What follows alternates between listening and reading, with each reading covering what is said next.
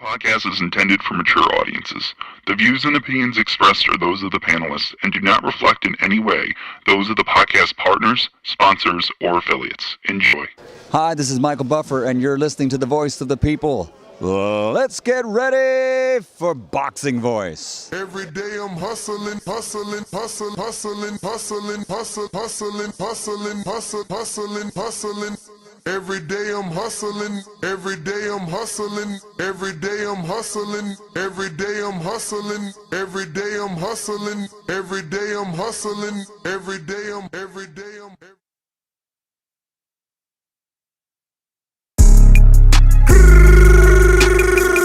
What up, what up, what up, what up? What's going on, ladies and gentlemen? Welcome back to another edition of the Boxing Voice. Yes, GTO. Two-tone superstar. Border, Shout out to the motherfuckers. border, wars. It's easy to kill a fish. You just gotta pour poison in the water. Two-tone, Please say the said he need superstar. another hit. Hold on, Ness, you know Mozzie with the I'm gon' stick you with this jab and it's gon' hit just like a brick. Just like a tone on commentary like you can't believe this. Can't believe this. What up, Star? You know she promote the health. You know we promote the squabbles. We don't wanna hear no talking if you ain't gon' run the squabble. Know that hook gon' leave him drunk, have him loopy like he Charlo. When I hear that bell ring, he smoke just like a blunt. I hit up Nessie, got the link. I left from Pesos with the run. I need that go like Michael Spinks, need that cover of the ring. Beat him back like Billie Jean, like OC did round one. I put that paper up on this fight and it's gon' end in round one. Come on, Tone, you know the vibe. After this, let's roll one. And we got yams pulling up like it was Turkey Day or something. We got yams pulling up like it was Turkey Day or something. There's something. Border wars, border wars, border wars, border wars. Trees came with the drink, don't trip, bro.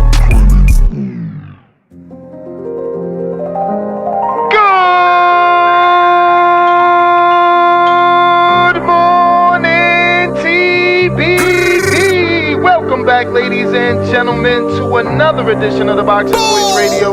I am your host, Solo, Dolo, Scarface, No Manolo. Lord have mercy. Boxing voice. We are here to talk about Border Wars 18, Orlando, Florida, School of Hard Knocks. We at Border Wars. Better book your ticket, cause we on tour. We got fade, scraps, talking about all the money on the scraps, yeah, it's money on the floor. We at Border Wars. Better book your ticket, cause we on tour. We got fade, scraps, talking about all the money on the scraps, yeah, it's money on the floor. Yeah, it's money on the floor. Who you betting on? Mozzie smart money, all these hooks I'm putting on. Prince like Nassim, all this drip I'm putting on. Light up on my feet, I'm like Shakur, I pick 'em off. Pick 'em right apart. It ain't no comparing, ain't no need to pick apart. This the Boxing Voice at 9 a.m., I cut it on. Coffee in the spliff, then hit the gym and get it on. We can get it on. Middle of the ring, hit a bell ding. First control the distance, then I let the jabs stay. Uppercut or lift them like Tyson did Mike Spinks. Who you betting on?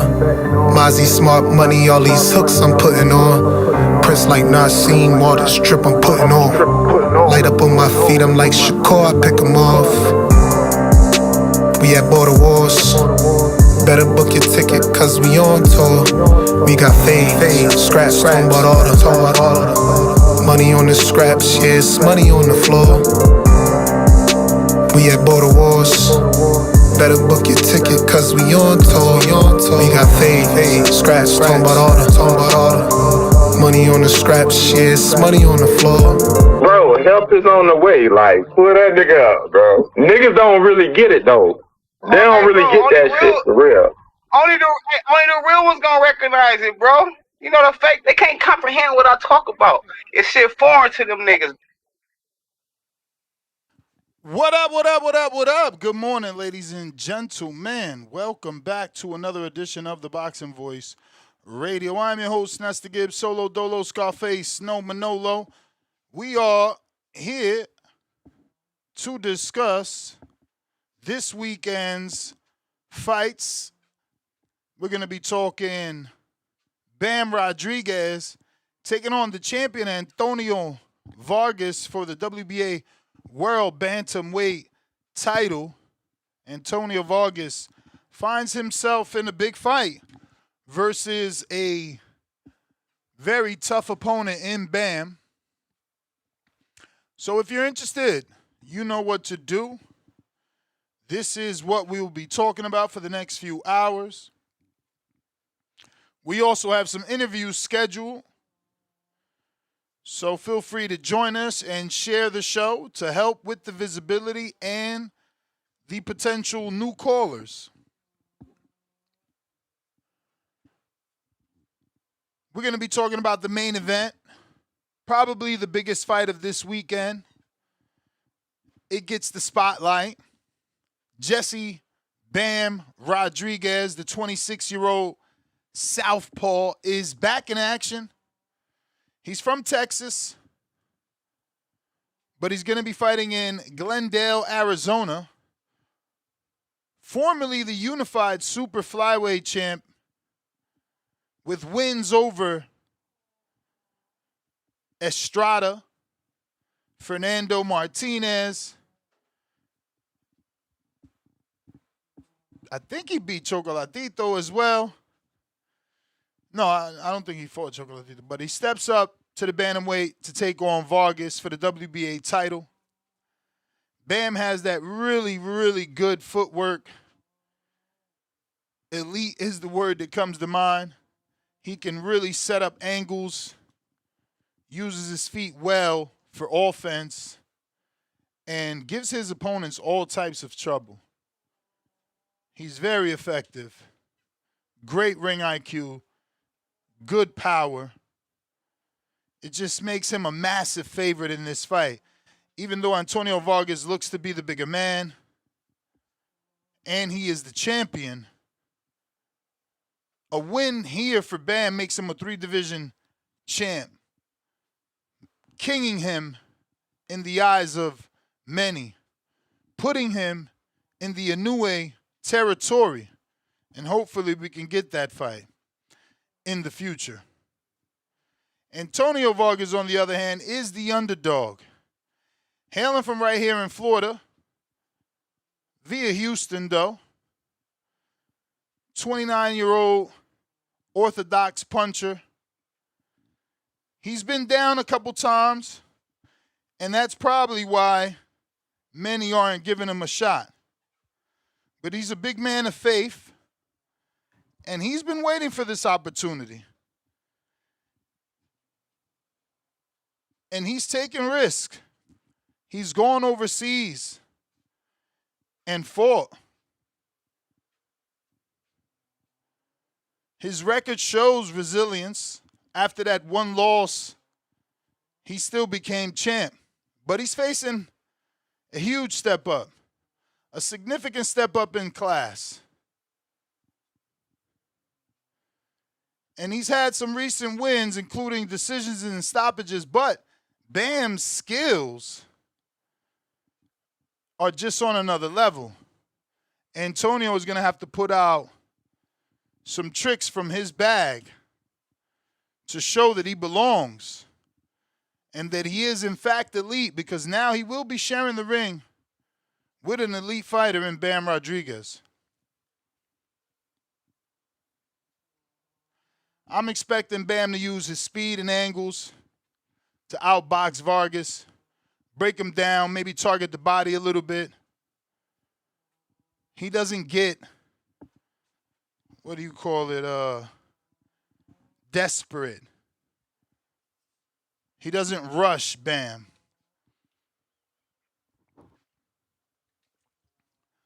But I expect him to come out on top, unfortunately. Vargas, we know personally, friend of the show, been on the panel with me and Johnny in Orlando at the Carib. But this is an uphill battle. And if he gets the upset, it would be just that. A huge upset. Something that would put him in the record books. because of who Bam is and perceived to be.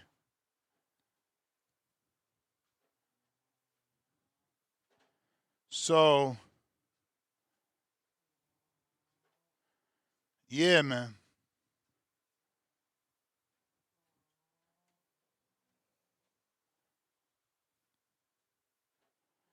If you're looking to call in, Discord is available. X Space is also available.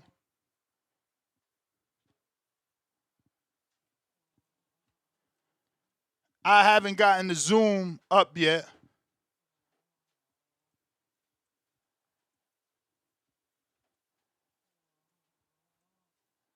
But I will get to that in just a bit.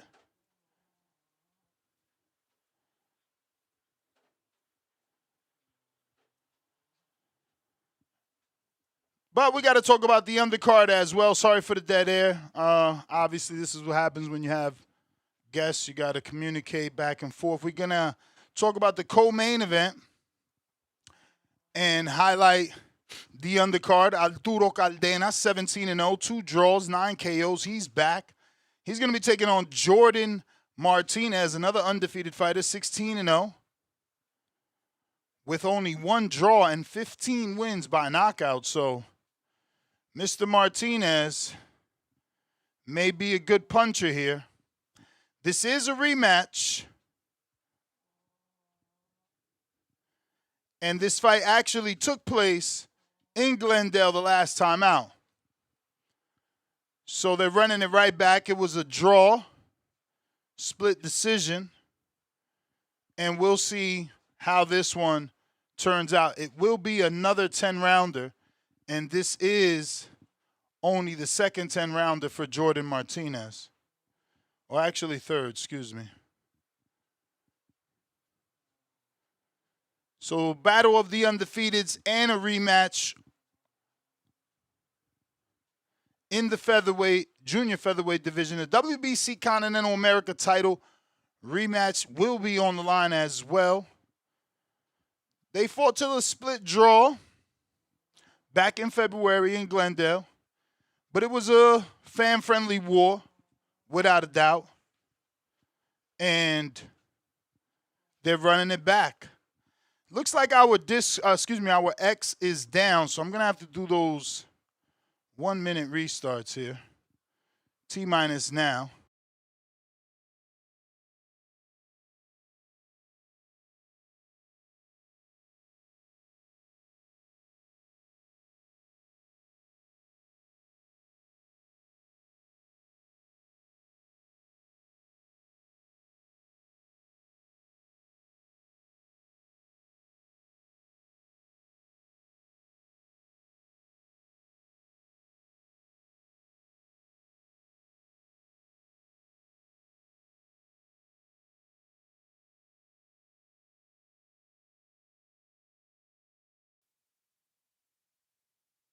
All right, we're back. Hopefully, we can connect to X now. And hopefully that's working. Trilosphily, I see you in the chat. Let me know if that's working now. We got Big Herm Show with the $2 super chat. Appreciate you. Bam, okay. Naoya, would stop him. Bam chin suspect too. Yeah, he's been down. I think once or twice, something like that. You know, but he's got those skills. Shout out Big Herm with the first super chatty of the day. There you go. Work hard and chill says, Bam, touch the canvas. Once. I thought it was twice. You sure?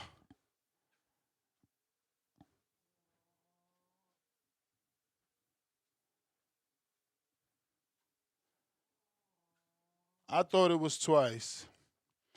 But moving on. That's the co-main event. Good fight. Then we got future opponent of Caroline Dubois, Elif Nur Tehran, 13-0, 8 KOs. She's going to be taking on Gabriela Teles, 7-0, 3 KOs in a 10-round fight for the IBF Women's Lightweight title. Tehran is undefeated, a Turkish champ versus an undefeated American challenger. Tehran edges her in experience versus Tellis's hunger to be on top. But somebody's always going to go in this particular bout, and that's for sure. But in terms of the matchmaking, they did pretty good. A lot of undefeated fighters. We got another bout with another undefeated fighter, Adrian Rodriguez, 10-0. He's taking on Elias Montoya Terraza, 13-0. It's going to be an undefeated prospect clash. Let's see if this one goes to decision, or could it be a late stoppage? We got the return of Ronnie Alvarez. He's taking on Filip Stankovic. And that is going to be an 8-round super middle, 168-pound fight. Trini Ochoa versus Christian Perez Hernandez in the junior welterweight bout. Hector Beltran, no relation to Raymond Beltran, versus Shaquille Felicia, junior middleweight. Or Felicia? Felicia, maybe. Junior middleweight, 6-round bout. And Xavier Escuevas versus Rashawn Taylor, 6-round featherweight bout. So solid action on this card. Nothing crazy, no big names outside of your main event. But overall, the card delivers. The DAZN delivers yet another quality, undefeated card of, fighters who's going to have to lose their O. Then you're topped off with the main event with Bam as the big draw in Glendale. So you can expect high skill from that main event in a fan-pleasing scrap, without a doubt. Obviously, those predictions are going to be leaning really heavy towards the favorite fighter, Bam Rodriguez. Everybody wants to see him fight Naoya Inoue. So it's up to Antonio Vargas to keep it exciting, keep it spicy, get the upset, so he could be discussed in this pound-for-pound placement if he upsets Bam, who is on the pound-for-pound list. But if you want to call in, Discord is available. X Space is also available. I'm going to get those links together. We want to hear your thoughts on Bam moving up in weight. It's going to be skill versus the size of Antonio Vargas in that face-off. Bam looks short. He looks a little short compared to Vargas. But height don't win fights is what we always say and know. Height does not win fights. But if you want to see the face-off, right now it's on YouTube. It's on X live streaming video. I'm screen sharing it. Don't forget to hit that thumbs up button. It's going to help with the visibility of the show. Keenan the Wise, $2 super chat. Andre back July 24th. Who you like to see as an opponent? He's not going to get anybody that we recommend because he's fighting on a CES card. He's coming back the same way Rashidi did, with low-level opponents, just to get a win on the resume in hopes to get a fight. The same way Rashidi did, and still Rashidi hasn't gotten a fight. But he did get the boots offer that he didn't take. So, that was his own doing.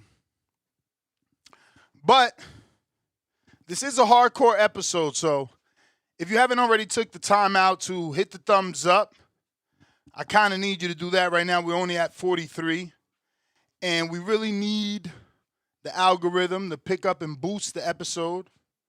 We got 0 callers, 0 people watching, and it's a Bam weekend with a Bam fight. Bam is a good fighter, exciting fighter.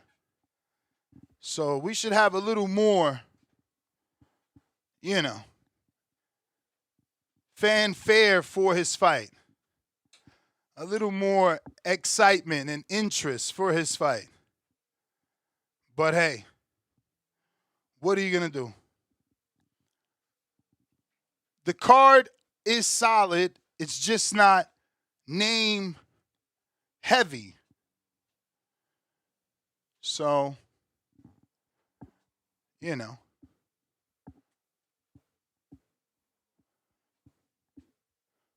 Pristine Sports Network says Inoue almost lost to Junto. Had the headbutt him. Well, Junto, I think, is bigger than Bam, though. Both in height and physically. Pat Bandero.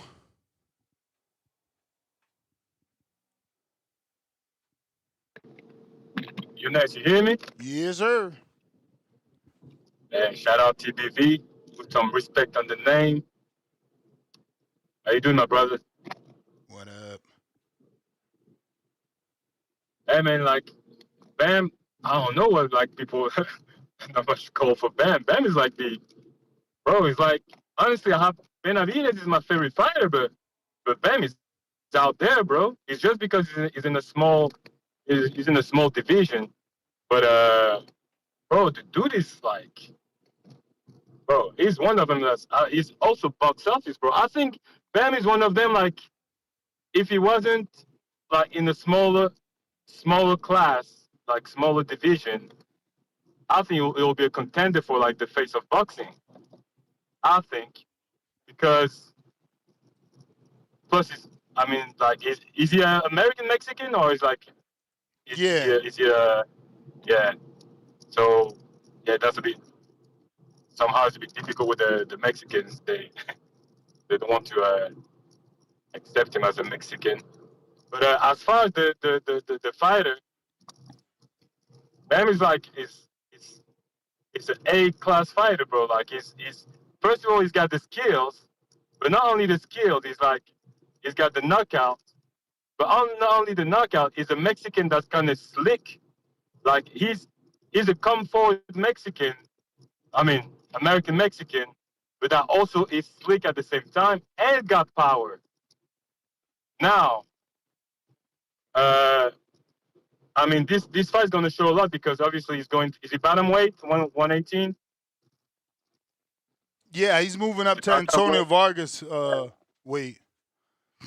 Yeah, so like that's going to show a lot. Like if the power carries, obviously like he's not like the type of fighter is like he throws bombs. It's just because he throws counters and like shows angles that like the punches, the fighters like the opponent don't see it and they just go down. So like I still feel like even though he's moving up weight, even though like the weight will be like have like maybe an effect on his power, but the way he actually delivers his shot, I still feel like he can get those knockouts. So yeah, man, like Bam is like, bro, I really like this fighter. The other thing is like, yeah, as I say, it's going to show really if he can get his knockout at 118. If he, I really feel like Inoue is a very big step up. Like, if he gets to 122, that's going to be like a very, like, because Inoue punches, though. So Bam is also like, he can take punches. He was taking punches at I think it was was it 112 or 115? Was the weight before 118? The 115? Trouble with the weight all the time. You hear me there? I hear you. Yeah, what's the weight before 118? Is it 115? Yes. Yeah.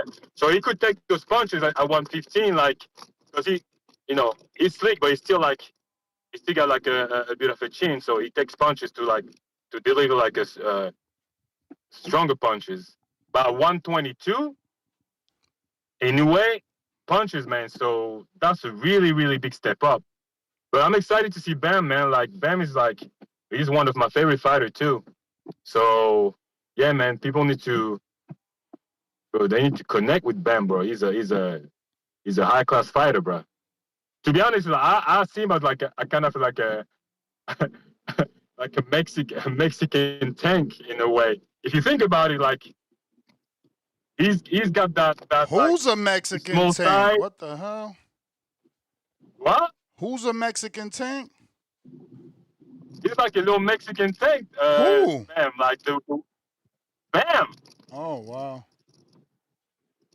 Yeah, because like obviously he doesn't have like that you know, he doesn't sell as much as Tank, but I'm talking about like the way he counter, like the way he managed to counter and knock people out is like, you know, is like you can go to sleep at any time.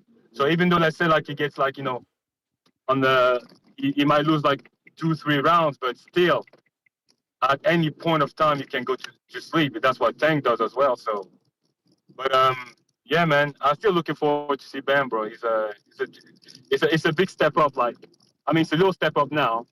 Just check his power. But then against Inoue, that's gonna be a super step up. But yeah, man, just want to call as usual. Put some respect on TBV and keep listening. Hopefully, get some callers. All right, champ. Well, we're gonna have a few guests here in a bit. We got Big Herm with the $2 super chat. He says if Bam was 140, 147, he wouldn't be pound for pound. Dev, Kerr, Shakur, or Shock, excuse me. Okay, so you're saying he's dominating because of the size? I don't know. But this is the biggest fight of the weekend. This is the biggest fight of the weekend. So, you know, this is what we got to look forward to. And we are going to be having Saray Brown L on the show. She's doing her pro debut, taking on Ashley Felix, I believe. So that fight should be June 13th on ESPN. That will be our guest. If you guys want to drop a question, you could do that in the live chat. We got Demo. What up? Yo, can you hear me? You know it. Yeah, man, I had to step outside real quick. I just heard some crazy shit. Who was that on the super chat? He said something about he wouldn't be pound Yeah, for he pound if he was said, 47. Big Herm said if Bam was 140, 147, he wouldn't be pound for pound. Dev, And then Kerr, he said some crazy Shot. shit before that too. I can't remember what he said before that too. But you got to look at it. Skills pay the bills. Can niggas not clearly look at Bam and see that it's his skill? Like even if you look at Inoue has a different style to it. But these guys have a certain type of skill to them. And you niggas is gonna see this weekend. Bam moving up weight. Only thing that dudes would have an issue with is if they power don't carry up, and and maybe if the dude was way too big. But because of the type of style that Bam fight with, he's usually gonna be one of the ones that have the least amount of trouble out of all of these boxers because he uses angles and uses speed.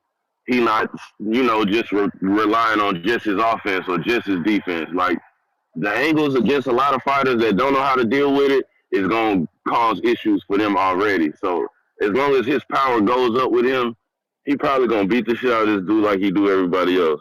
And the skill, if you look at his skill compared to every name that was on that list, I guarantee he would still be pound for pound. Guaranteed. Because, I'm a Shock fan, I'm a Devin fan, I'm a Shakur fan. All of them names that you said, I'm pretty much a fan of. So just like everybody else, I sit back and watch them, and you can't tell me skill for skill. Bam can't go skill for skill with them. Pound for pound, meaning if they were same size, same weight class, you telling me with that type of skill, if he was day size, you don't think that's going to – come on now. We see what Loma did, and Loma was smaller. He may not have been able to pull out them fights versus Devin and T.O., but you see what the angles did when he was able to get them angles. So You know, I feel like Bam is a younger version of that. I think Pat was the one who said he was like Tank or some shit. To me, he's more like Loma because of the angles.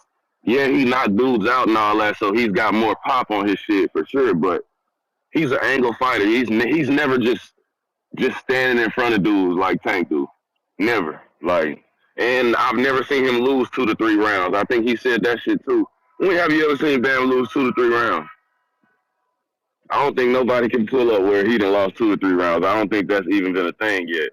But you know, like he might lose a round, but he gonna come back stronger the next one. Might get hit in one round, but stop you in the same round or stop you in the next round. But we gonna see. Hopefully dudes jump on the line. I ain't really looked at the card too much because I'm at work right now. I might counter back in once I see the undercard and all that shit. But you know, I'm always rocking with Bam. I want to see the knockout with him going up weight, so that way we know his power carry up. But I know it's gonna be an ass whooping either way it go, because of his fighting style. So we'll see how that go. But I'm gonna tap back in. Shout out TVV. I'm finna get back to work, man. To the man. Shout out to Demo Houston. Stand up. Once again, we're going to be having Sheree Brown L on the show in a matter of moments. She's going to be making her MVP debut. Yes, sir. Her MVP debut. Big fight for her on the horizon. Standout amateur. Got Cliff in Connecticut. Take off his Bluetooth.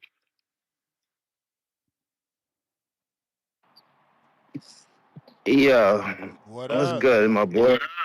Chilling, Yeah, chilling. that last caller was absolutely right. Um, yeah, I just walked in the house. Yeah, Bam skills is crazy. Like, what is he talking about, or anybody talking about that? He wouldn't be pound for pound. I mean, that's hypothetical. We never know, but his skills is arguably like real recognized real, put it like that. If guys like Shakur, all the top coaches, even Nonito Donaire, everybody comes on, they come on here or whatever platform they're on, and they never have nothing bad to say about Bam. They only want to tell you how skilled and how talented of a young man he is. So to say anything different, you kind of, but you tripping out a little bit. You got to watch. You probably don't know what you're looking at. So you're wrong, brother. Bam is he's one of them rare ones. But this fight, I mean, I don't know the dude. Like you said, he's a part of the family, TBV family. He's came on the panel. I looked at his box rec, and I'm not familiar. Like who undercard was he on, or like how would I remember this Vargas kid? Who did he fight? Like I seen who he lost to. I don't even know the guy who beat him. I'm not familiar with him. Should I know him this? Yeah, you should know him. He's good. He's resilient. He lost and then turned around and became a champ. He's been defending. He went to Japan to defend that belt. I'm pretty sure. Let me Google, but I'm pretty sure.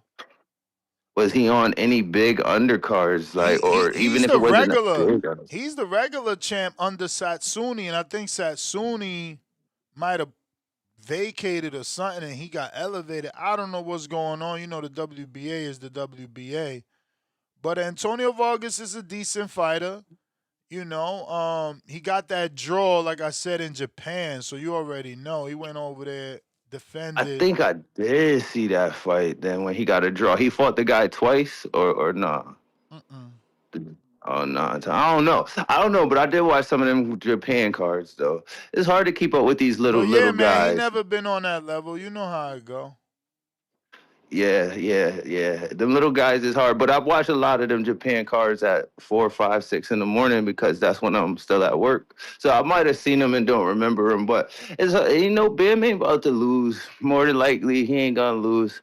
It'll be a major upset, just like if Boots lost or any of the greats, so you can't really expect him to lose.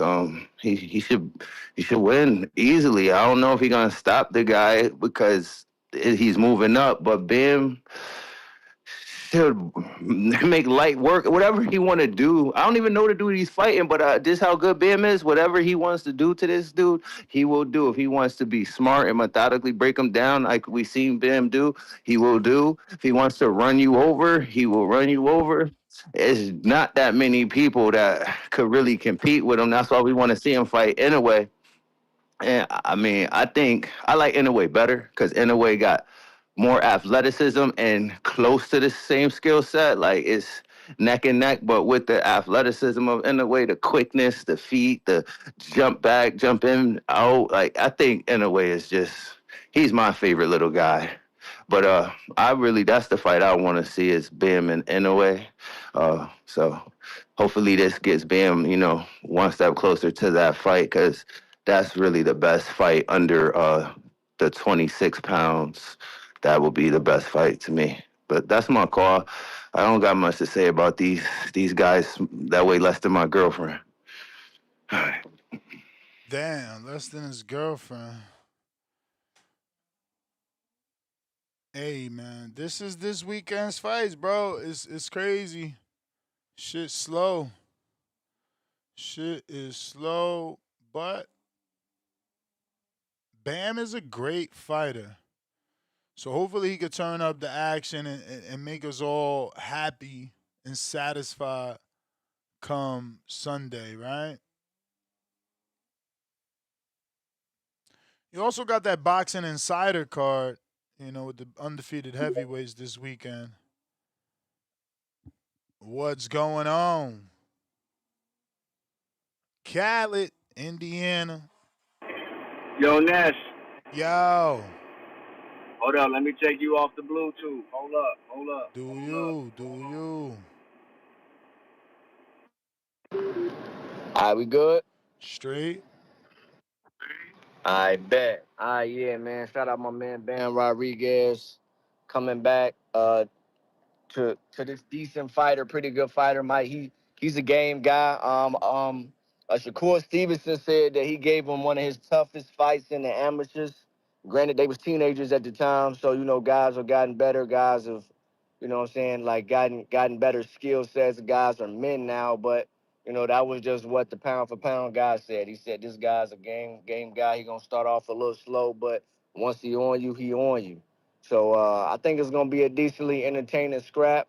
I'm just interested to see if like the sharpness of Bam, how Bam handles the weight moving up, how Bam handles the bigger guy moving up in weight. You know what I'm saying, and then see if he can handle the power. See if the defense is sharp. See if the jab is sharp. I'm just looking to see guys. The thing about guys like Bam Rodriguez, David, they consistently give good performances, night in, night out. It's consistent coming in with your workman's lunch pail and shit like that, and we just coming to do work and shit like that. You know what I'm saying? They just coming to put that work in, put that pain in, break you down, and stop you most of the time. You know what I'm saying? Bam Rodriguez is gonna stop. He's gonna technically break you down with a good jab and shit like that. Go to that body combination punches, and then look to stop you. Now he is going up in weight, so if he stopped this guy, that'll give me more confidence in the Inoue fight moving up. But even if he don't, but he still looks sharp, technically strong and shit like that, I'll still be fucking with it. So I just want to see my man, go out there and handle his business. You know what I'm saying? They said that they sold it out in Glendale. Said they sold that out. That's actually one of the first fights that I saw Bam fight at when I fought. I was at the Juan Estrada fight. You know what I'm saying? I saw him fight there. You know what I'm saying? That bitch was cracking. That bitch was cracking. You know what I'm saying? So, he has a big fan base out there in Arizona. Two-Tone, the superstar, said he's gonna be out there covering the fight. You know what I'm saying? It's a big fight, man. Big fight for Bam Rodriguez, and ultimately, you know what I'm saying, if he can get the victory, I would like to see him fight the brother of Inoue first at 118, who's a champion at that weight class. Then if he could beat the brother, fight the bigger brother, build the storyline and all that, and then do that shit, man. You know what I'm saying? Bam Rodriguez is one of the best fighters in the world. If he gets the victory, I'm gonna have some bolder statements to make, but I don't want to speak too fast. You know what I'm saying? Like you wanna see guys get the victory, not overlook guys and get the win. So overall, good weekend. Last thing I'll say, man, the co-main event is gonna be a good fucking fight. I watched that Martinez scrap. I watched that fight. That's gonna be a good fucking fight, bro. You know what I'm saying? I saw that's a Robert Garcia fighter. Buddy Martinez is from Arizona. You know what I'm saying? Like the first time they fought, they got to it. They got to it, bro. So that's gonna be a fight you don't want to miss. Should be very entertaining. A lot of good skills in that fight. Both guys coming off the draws and shit like. And then somebody might get cut. You know what I'm saying? Like they signed Martinez to Matchroom after that fight.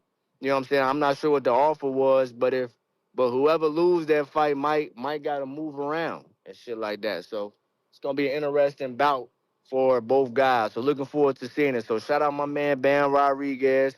You know what I'm saying? Hopefully we can get the victory. And then I want guys to just pay attention to what it looks like to have technical skill, but still look to break a man down, trying to stop him. Not just trying to get the victory, trying to get the win, clinch fest, be up on points. No, I'm trying to break you down, stop you, and hurt you. It's the fuck I'm trying to do, yo. Ayo, Ness, that's my call. You have an excellent day. You too, champ. You too. Appreciate the call, support. We are gonna have two interviews. First one should be coming up in a matter of minutes. Phone lines are still open for those that want to call in. Rayo, what up? Yo. Hey, who do we Yo, got for an interview today? Sheree Brown L. Okay. You said two interviews? Yeah, I got Damien. I don't even know how to pronounce his last name. He might be Dominican. All right, well, that's cool. That's cool. I'll be tapped in for both. Hey, shout TBV. I'll make my call quick. I know we got those interviews coming in. Man, I was going to be toxic and drag out yesterday's call to today's show, but since we got them interviews, now we going to keep it pushing. Hey, Antonio Vargas, I know he's training. He's working hard with up-and-coming fighter, my boy, AB, the real AB, the Mexican AB Lozano, Abraham Lozano. He's coming up and he's training hard with that Vargas kid, Antonio. So we're hoping Vargas wins and carries on that momentum and brings it over to, let me build my fighter. How Tree say. Yeah. Hopefully that momentum carries with my fighter. So yeah, I'm hyped for this fight.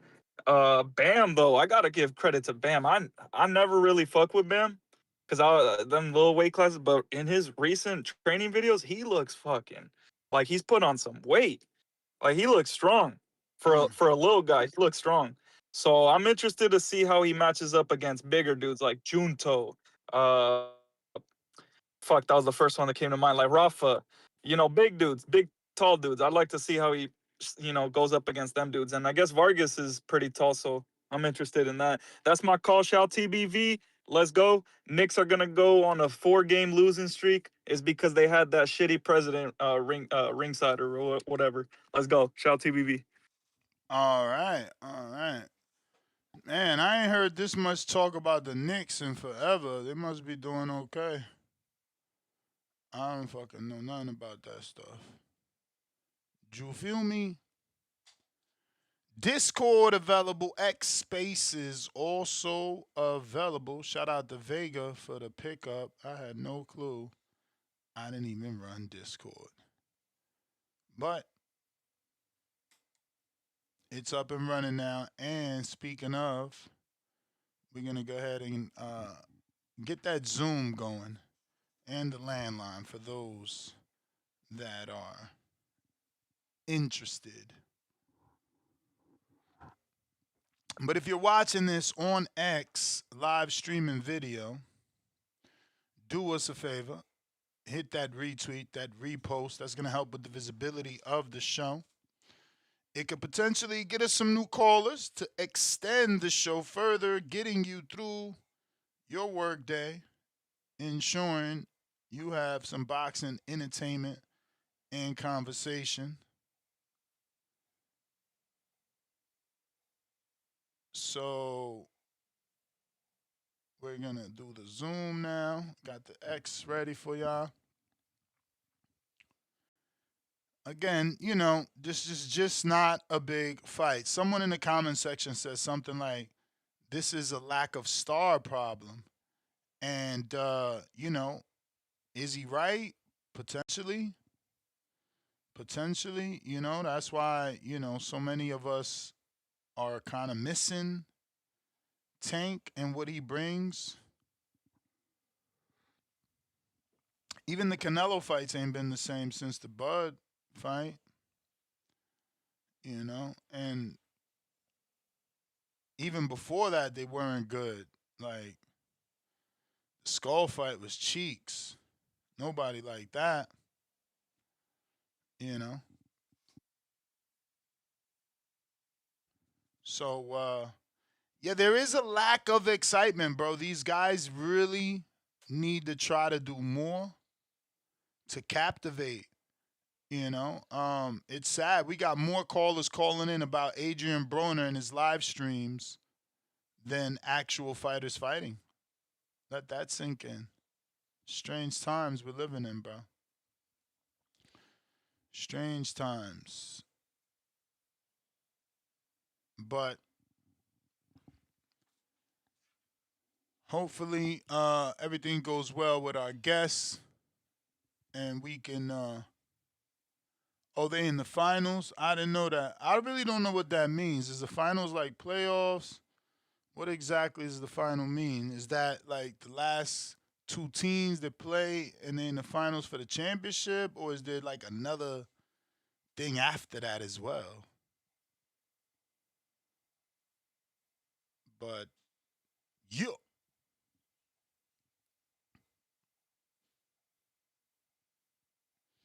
shout out Bam, man. He's an entertaining fighter. He's just not the talker. It's kind of like reminds me of Bud, early Bud, where he was just putting it in, doing his thing, but not the talker that people wanted. You know, he's not really the interview guy either. He's only gonna get pulled to the big interviews that he needs to do for the promotion. Vega, what up? Hey, can you hear me? Yeah. Excellent. Yeah, good morning. Yeah, they're in the NBA finals. I know it's difficult as a boxing fan because, like, we're used to these guys just politicking and having relationships to where they can just pick whoever. But no, it's a tournament. You have to it's a season first. You have to qualify for the playoff tournament. You're not just hand selected. And then you have to actually face the what is considered the best teams in multiple rounds in a series to move on to become the final two. I know as a boxing fan, that's like a foreign concept to actually have to prove you're the best instead of just like having a fan base. Because if it was that way, it'd be the Knicks versus the Lakers or Celtics versus the Lakers every year. Or the Knicks just handpicking Portland Trailblazers. That would be the the boxing way to do things, professional boxing. But no, you actually have to prove it in the NBA, the NFL, the MLB, the NHL, even the MLS. So I know it's a very foreign thing to you to actually prove it. Just it's not about your fan base or how good you talk or how many people like you or dislike you. So yeah, man, they're in the finals. They're up 2 games to 1. It's the best of 7, so you have to win the first to win 4 games. And New York City's going crazy. They just lost at home. It's the first loss they've had in like 13, 14 games. They were on like this crazy win streak. So it's a big deal. But yeah, man, in regards to the topic, Brent Rodriguez is one of the best fighters in the world. I mean, you want to talk about something seeing a special fighter. He's that special footwork, a special understanding of who he is, what to throw, when to throw it. He's creative. We seen him do a Doug understep off a front hand uppercut, which is fucking absolutely insane. I don't even know like how you practice that. I think he said he didn't practice that. He just kind of did it. The kid is one of the most one of the most special fighters I can recall seeing.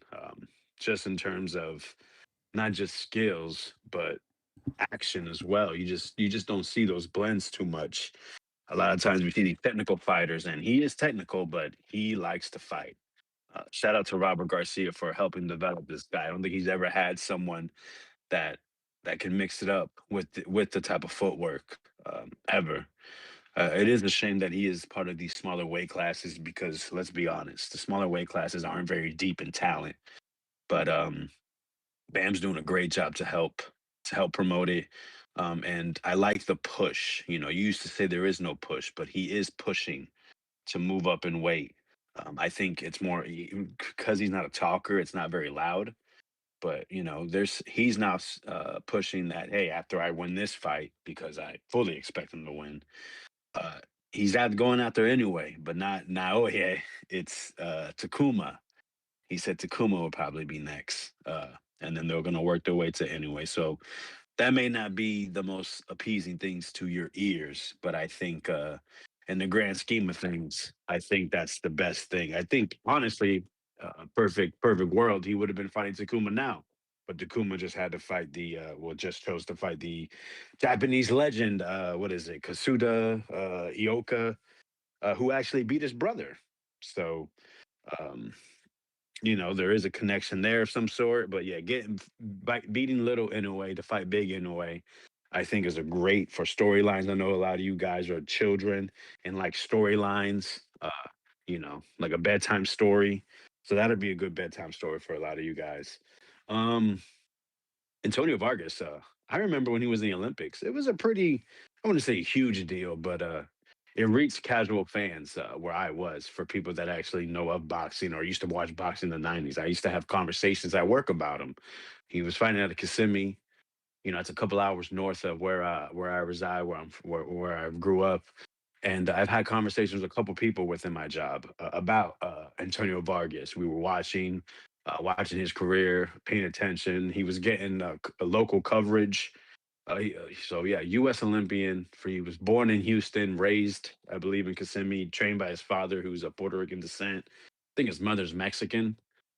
So sometimes he'll rep both of them, but yeah, his dad's in his corner, and he's made out pretty well. They say being a world champion's a big deal. Well, he's done that. He's defended. Um, it's just I think for people that have actually followed his career, we just never forget him being knocked out of nowhere. Sparked out against a journeyman. Um, and that chin, I don't think has gotten better. I think it's always going to be something he has to deal with. Not having a granite chin. Not many people do have it, but maybe an average or below average one. But he's become very resilient. I remember him versus Jonathan Gonzalez. Gonzalez dropped him in the first round. He got back up, fought through it, and ended up stopping Jonathan Gonzalez. I think in that fight in Japan, I don't know if he was dropped. He might have been dropped. I didn't get to see it. It was too early for me because I was at work. Don't have a chance to watch boxing at work all the time. But he was able to get a draw. The kid, listen, Olympian, sanctioned and body world champion. You know, he has credentials. He's not going to come to lay down. He has self belief. Um, he has something to fight for. He so yeah, he was the interim champion. Then this guy Seiya Sasumi, whatever his name is, I can't say it right, was actually the world champion. Got hurt. They elevated Antonio Vargas. Then Vargas's mother passes away. Then they reinstate Sasumi. I think he fights Nonito, gets injured again, and now they elevated this Antonio Vargas again. Really strange, really weird. Sanctioning body bullshit. It is what it is, right? That's what people say. It is what it is. You just have to accept it. If we don't like it, get out. But yeah, it's a not really a fight I'm really that interested in. Keep it real with you. I fully expect Bam to. No disrespect to Antonio. It's just Bam's a special fighter. Um, I expect him to stop Antonio. Um, but I think Antonio's definitely going to come to fight. He's definitely going to try his best, and maybe we can be, maybe we see him push through and able to extend it to the middle late rounds and such like that. So the undercard, there's a rematch between Cardenas and Jordan Martinez. People that watched the first fight are really excited about this rematch. I didn't see it. I think I was told it was on a Navarrete Nunez undercard, and yeah, they're saying that Martinez should have won that fight. Cardenas is like the house fighter, so they're running it back, and I guess we'll see who wins that.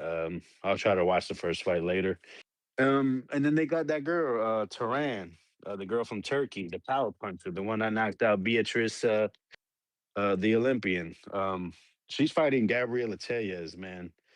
So the Tellez, we seen her older sister fight Amanda Serrano and put up a good fight. Gabriella, she was like a top amateur. I think she was like number one in her weight class, like 138. Um, she's like 7-0. She's like 19 years old, and she comes to fight. They fight out of I think San Antonio. This fight's in Phoenix. But yeah, they fight out of there. They're trained by their father. They actually used to live here in Vero Beach, and they moved because their trainer moved. So they have a long relationship with their trainer, a guy named Arturo Ramos, who I guess was a good amateur as well. So it'll be interesting. She comes to fight. She's coming to beat people up herself. So that might be a fight that might interest you. I'm not huge on women's boxing, but that's a big fight for women's boxing. That'll be, I think, appeasing to the eyes because they're both going to throw heavy leather, well, leather, I should say. They're going to try to punch each other as much as they can, see who gets hurt, or the referee will stop it, or maybe it makes it to the end. Because she's 19 years old, I would say she's young enough, she's schooled enough to make it to the end. But Turan's definitely punching, peptide punching. So that'll be yeah, I think that's actually a good women's fight to watch. Um and then yeah, Ronnie Alvarez, young Cuban 168 pounder. He's fighting a dude that fights out of plantation. Ronnie Alvarez is a southpaw, super middleweight prospect. Is trained by the great Hector Bermudez. He's very, very high in this kid, so watch out for him, Ronnie Alvarez. He might be one of the next ones up. Maybe the next one coming up after everyone's going googly eye over it. What's his name? Iglesias. So this might be the second coming, the next one up after Iglesias, given the opportunity. So other than that, yeah, man, like I said, I'm not gonna lie. I don't blame people. I don't see the much point to this Antonio Vargas fight besides um, I guess trying to move up in weight, get another sanctioning body title because that's what people care about allegedly. But then when they fight world champions, you see no one gives a fuck. So do they how much do these belts matter? How much do people really care? You learn a lot about these fans when they claim they're actual boxing fans. No, they're fans of man. But all right, man, that's my call. Alex Vega with the breakdown. Looks like my guest is late. This is the upsetting side of getting guests on. Crazy, man.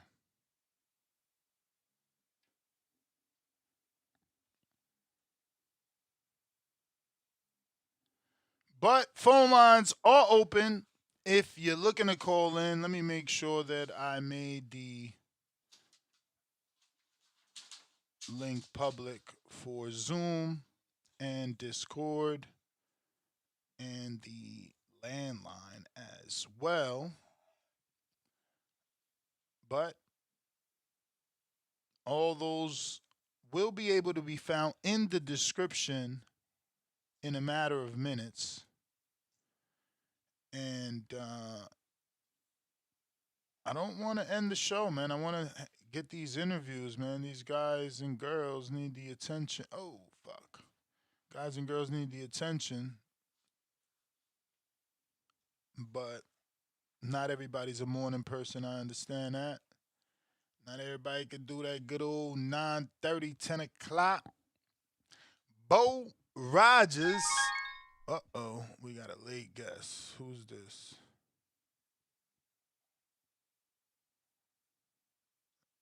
What up, Bo?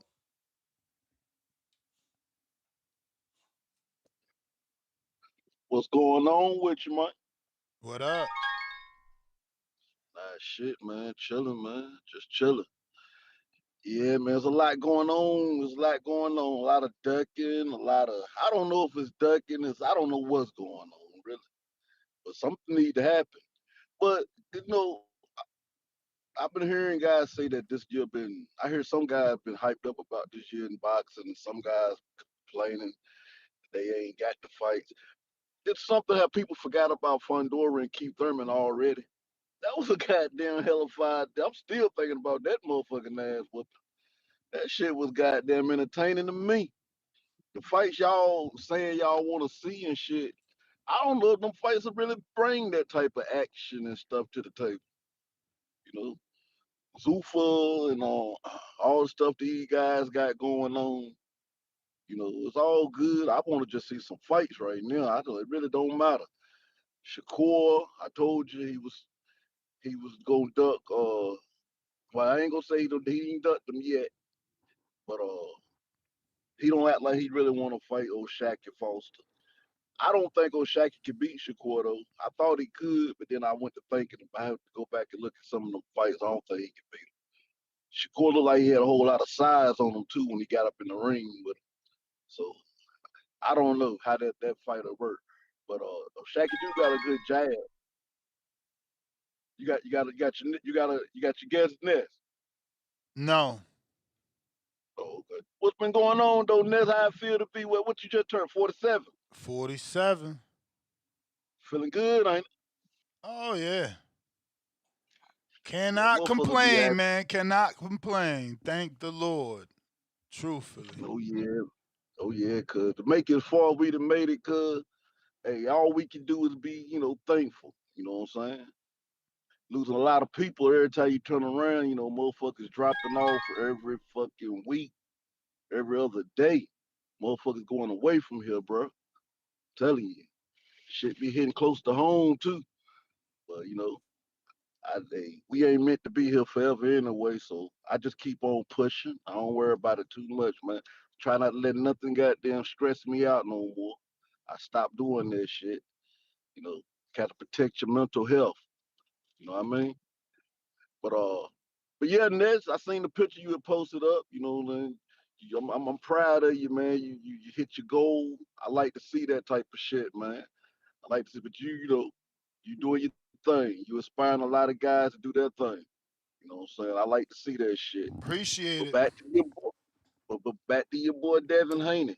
Back to your boy Devin Haney and Bill Haney. What they gonna do? You ain't told me nothing. What they gonna do? What you think gonna happen? I don't know, bro. I mean, it sounds like it's Zuffa, right? I mean, there was something I was gonna do a show on it yesterday and it slipped my mind. Devin released a video of him in the Miami barbershop, the same barber that introduced him to El Alfa and Nicky Jam, and he was talking about the deal. So this is the first time we heard Devin talking about the deal. I think it's real, bro. I mean, he literally for one, Devin don't talk a lot. For two, Devin ain't a liar. For three, that's a nasty lie, right? Like to be on camera and tell a bald faced lie that, the barber's like, yo, so I heard about the deal, bro. That like you the youngest dude to ever get a deal like that. That's like a Mayweather Canelo deal. And he's like, yeah, it is. So it's like, bro, you can't be capping for an interview. You can't be capping for a barber. Nah, these So dudes will do it. so I These don't dudes will do it. get the fuck out of here. That's what you want Tank because you did a it. fucking I, hater. No, I Tank did just it because said that's Tank how did he it. fucking moved. Nigga been lying to you all your fucking life.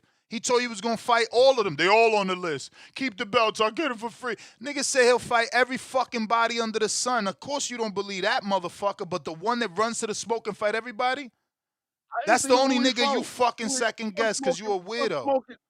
What Smokey run to, Ness? Shut your What Smokey fucking run to? fooling ass For up. real though, what Smokey run to? Shut your What Smokey ass up. run The to? motherfucker you What picked Smokey him. run You to? picked him. You picked him. You be trying to act stupid and play stupid. You ain't fucking pick Norman, Hey, nigga. Your Hey, dumb I ass, probably like would I'm take care. stupid, like I don't Hey, fucking remember. I let you live, if I'm nigga. I picking, let you live. listen, Fuck out of Ness, here. You you pick wrong. Ness, You don't talk you been in shit, a good and mood then all what morning. You happens? losing your cool, Then you Ness. don't want to You losing motherfucking your eat cool. your crow. Calm down, You don't want Ness. to fucking grow up. Y'all little Calm kids. down, Ness. No, You the one losing that your gotta temper calm down again. is you. You gotta learn to Hey, admit when you don't make me wrong. go to pulling these strings, Admit when you Ness. wrong. Stop, Admit when you stop wrong. protecting the man. Fuck Stop out of protecting here. the man. I can point everything out to you. I just don't You have ain't time to pointing be shit out, but pointing but this but shit out but to but you but no the more. fact that you a You liar, know, what I just trying everything of what you I trying just to said play it touched off the like you ain't goddamn picked nerve. Brian Norman. What I just said touched the nerve. Come Yeah, on, touch bro. the nerve because you a fucking It touched the liar. nerve Cause you a cause the fucking truth. liar. No, cause you hate the truth, nigga. Nigga, Just admit it. please. You hate the truth. You hate the fucking truth. Just say it. I ain't called to argue with you. I just called to tell you you hate the fucking truth. Yeah, I It hear is you. what it is.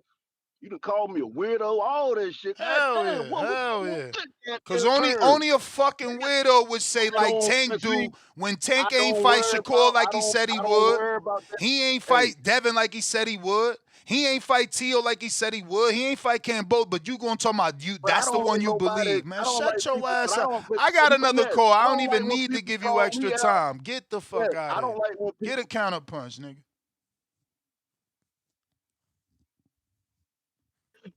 You know, you hear me? Yeah. Hey, that was funny. Hey, yeah, man.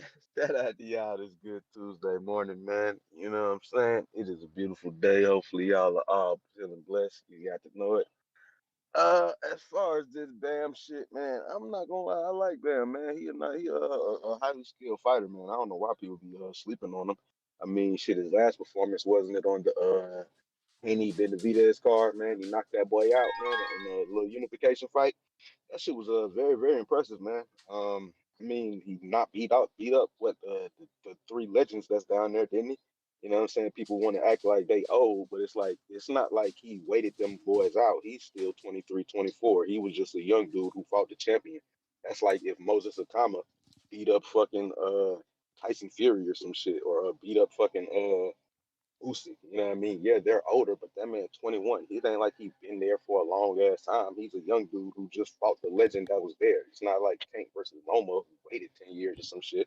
You know what I'm saying? So I don't see why you can hate on him with that. Like, as far as how he been taught, I saw the little interview with the ring man. I'm personally not really mad at it. Like people be in a rush, be quick to rush these fights and don't let them naturally progress. Like him in the Inoue fight is a naturally progressing super fight because he's a fighter who's naturally moving up in weight and they're going to eventually meet. Like the Ray Var, I don't really know the whole situation with the WBA. You know what I mean? It's too many weight classes, it's too many fighters. So some of them little small guys, man, you really just keep up with like the bigger namer guys. But like if you really think about it, if he beats Ray Vargas and takes the little WBA belt and then fights Inoue's brother, who I think is number 2 at the weight class right now, he could potentially be a unified lineal champion moving up in weight to face the undisputed champion in Inoue. Yeah, like my boy Vega, shout out to him with the high level call. Belts do and don't matter at the same time. How you get the belt, who you beat for the belt, who you defend the belt against, that matters a lot more. And then, you know what I'm saying? Eventually, once you beat enough champions, like the belt don't matter because we know you're going to fight somebody like it's a difference between Abdullah Mason and Canelo or Usyk. Canelo and Usyk, they've won every single belt. They done beat every single goddamn champion. So it's like at this point in time, nah, bro, it don't really matter if I got a belt or not. It just matters if I'm fighting somebody. But like you have to establish yourself by beating these champions, beating champion after champion after champion. You know what I mean? And like if my man, he was just a 3 belt unified champ at 115, he's moving up to 118. He's finna snatch this belt off Ray Vargas more than likely.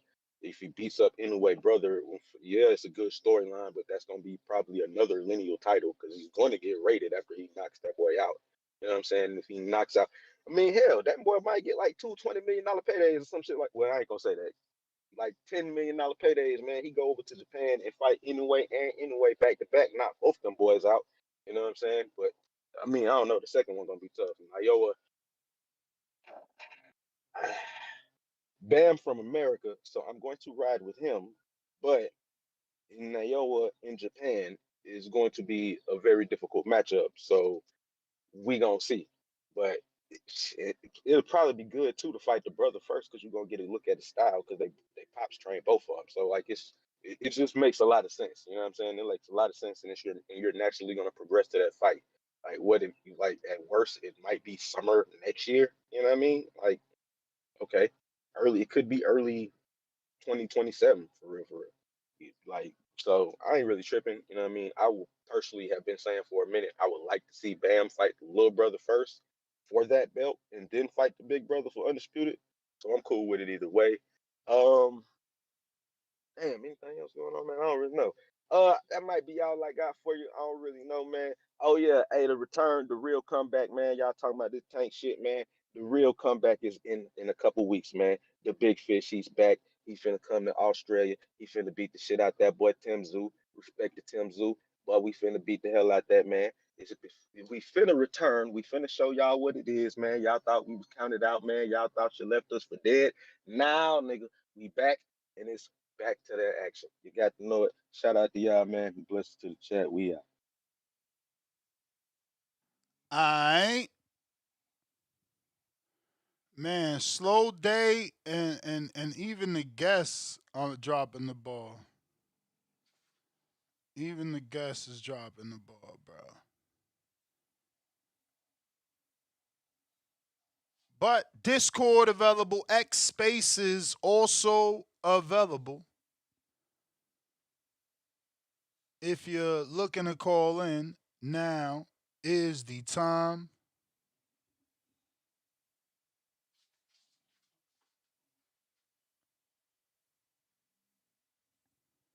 We got Rayo Boxing.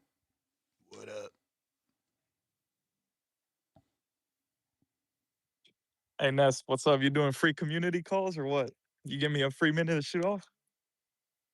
What's up, bro? Hey man, What you need? look. I want to say something how we could grow boxing because I hate seeing this. I hate when I watch a boxing event and there's empty seats and it's the main event. Pro Box just did it. See, I don't see why these promoters don't just take the loss and just give out the tickets for free or chop the prices at like a low where you're making a loss. You know, you're gambling on promoting the shit out of the event and hoping for a good turnout. See the English fights, you go watch a UK fight, they're fighting in a little gym, but they pack that shit out. The whole crowd's fucking cheering and hollering and all that shit. See, we need to scale a little bit smaller here in America. That's just my opinion.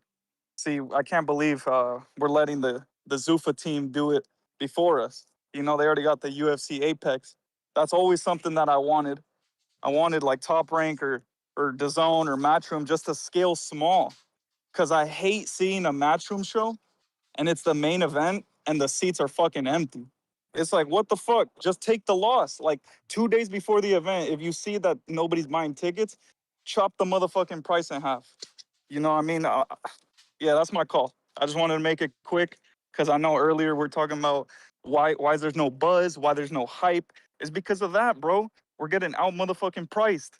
You gotta buy this subscription. You gotta buy this, that, the Zone Ultimate Pass. It's like, god damn, bro, we just want free boxing. So they need to scale small. Scale small. That's my call. Shout TBV. Alright.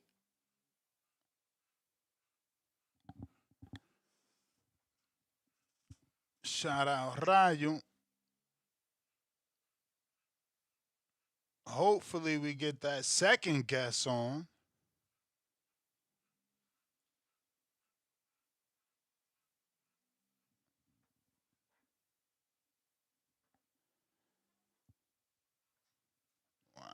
Um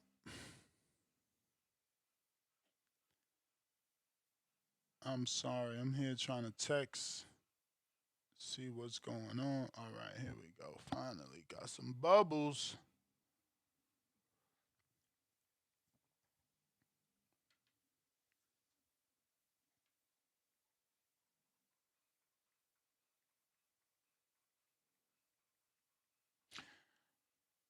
Okay, she's about to hop on. So we'll hold off on the calls until then. But we are talking Antonio Vargas.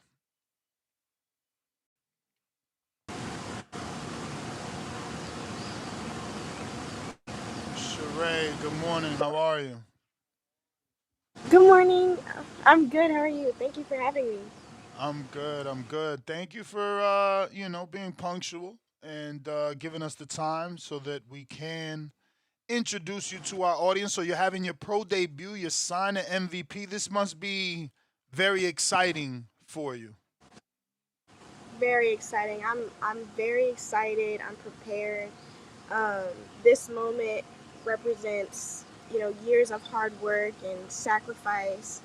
Um, I've been boxing since I was 9, and finally making my professional debut um, is truly a blessing. Um, I'm confident, in the work that I've put in, and I'm looking forward to showcasing my skills on June 13th. So you're obviously a standout amateur American boxer. How many national titles did you win? 19. Wow. Wow, that's a lot. I don't think I've ever interviewed a male fighter that won 19. I think maybe 16. Wow, that's a lot. Um, man. So why no Olympics? Um, well, I went to the Olympic trials. I fought with a torn labrum. Um, and politics and things like that.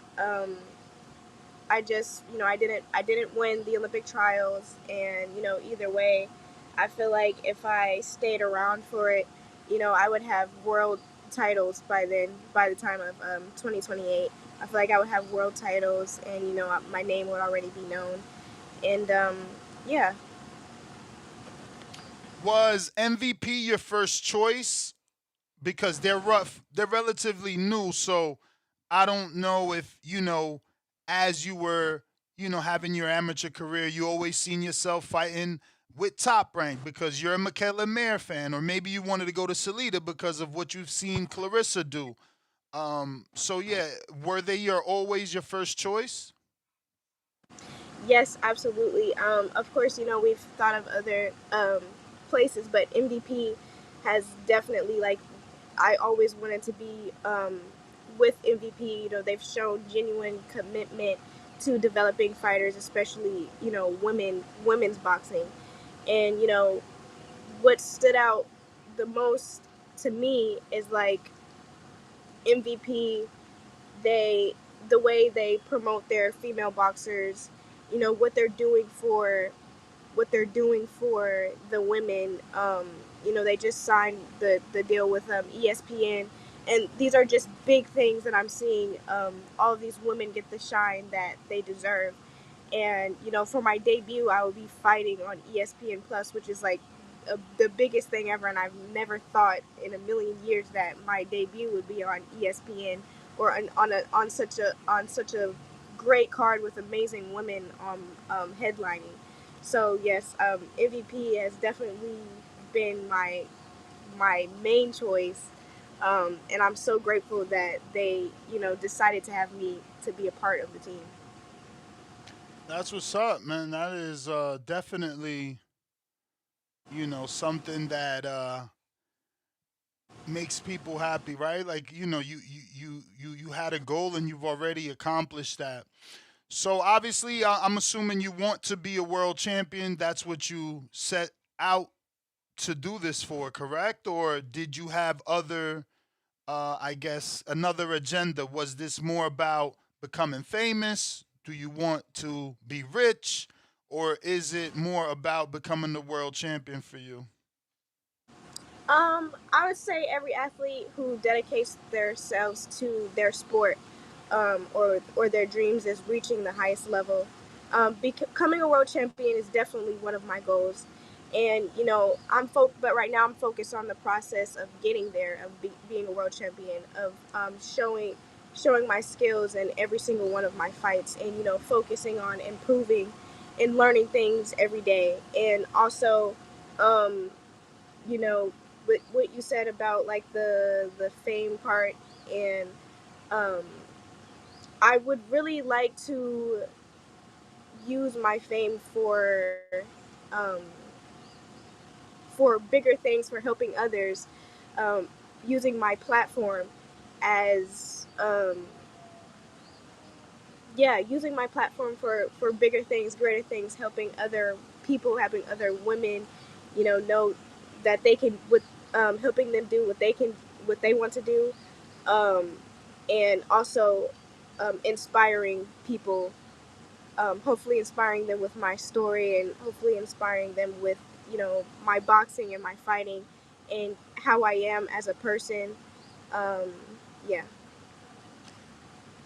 Um, having your pro debut June 13th at the Caribbean Royale in Orlando, live on ESPN Plus, does that make it?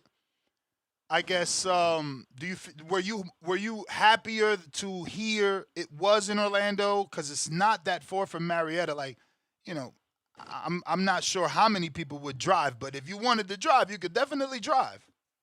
Yeah, it definitely did make me happier. Um, I think I think more people can come out because of the short distance drive, but I know that my family, wherever I am, will try their very best to make it wherever I'm fighting at, whether it's in the UK, or I know that they would try their very best to make it there. But yes, it definitely did make me happy. Like a lot of my team and my family could come and support. Now I know you just threw that out there, but I tend to have a debate with some of my UK callers, and I tell them I've never interviewed a fighter that has dreamt about wanting to fight in Wembley. You normally fighters, no matter what country they're from, they want to fight in Madison Square Garden. They want to fight in Las Vegas. But you said the UK, so you're younger I than me. I'm sorry. Go ahead. No, I was just saying. I just threw that out there as like Okay. somewhere far, as like somewhere anybody would come and watch me fight. My family, or I was just basically like saying how much my family supports me, how much my team supports me. Is that they will go far, even if they can't, but they would support me from wherever distance. For sure. Um. So, have you met Jake already? And who was the Yes. influence? Was it, Amanda? Oh, she's there. Like, or was it just the company as a whole? What drove you? Um, I think, yeah, the company as a whole, and I've met everybody. Everybody is so sweet and so welcoming, especially MVP. Um, I'm coming off of a shoulder injury, and um, when I had when I had this injury, I was already signed to them, and I was supposed to already make my debut. And they were very supportive, and so kind, and not, they didn't just say, "Oh, she's got an injury. We're we're not gonna deal with that anymore." Yeah. She just they immediately were supportive. We rather you get the surgery, because I was gonna fight with the labrum tear. And they were like, we want the best for you. They were very supportive and welcoming. I love Amanda Serrano. I've watched her as since I was younger. She's very good. Got she just tied with Chrissy Martin's record for like the most knockouts. She's a very big inspiration. But yeah, I love everybody with MVP. They're all um, very supportive.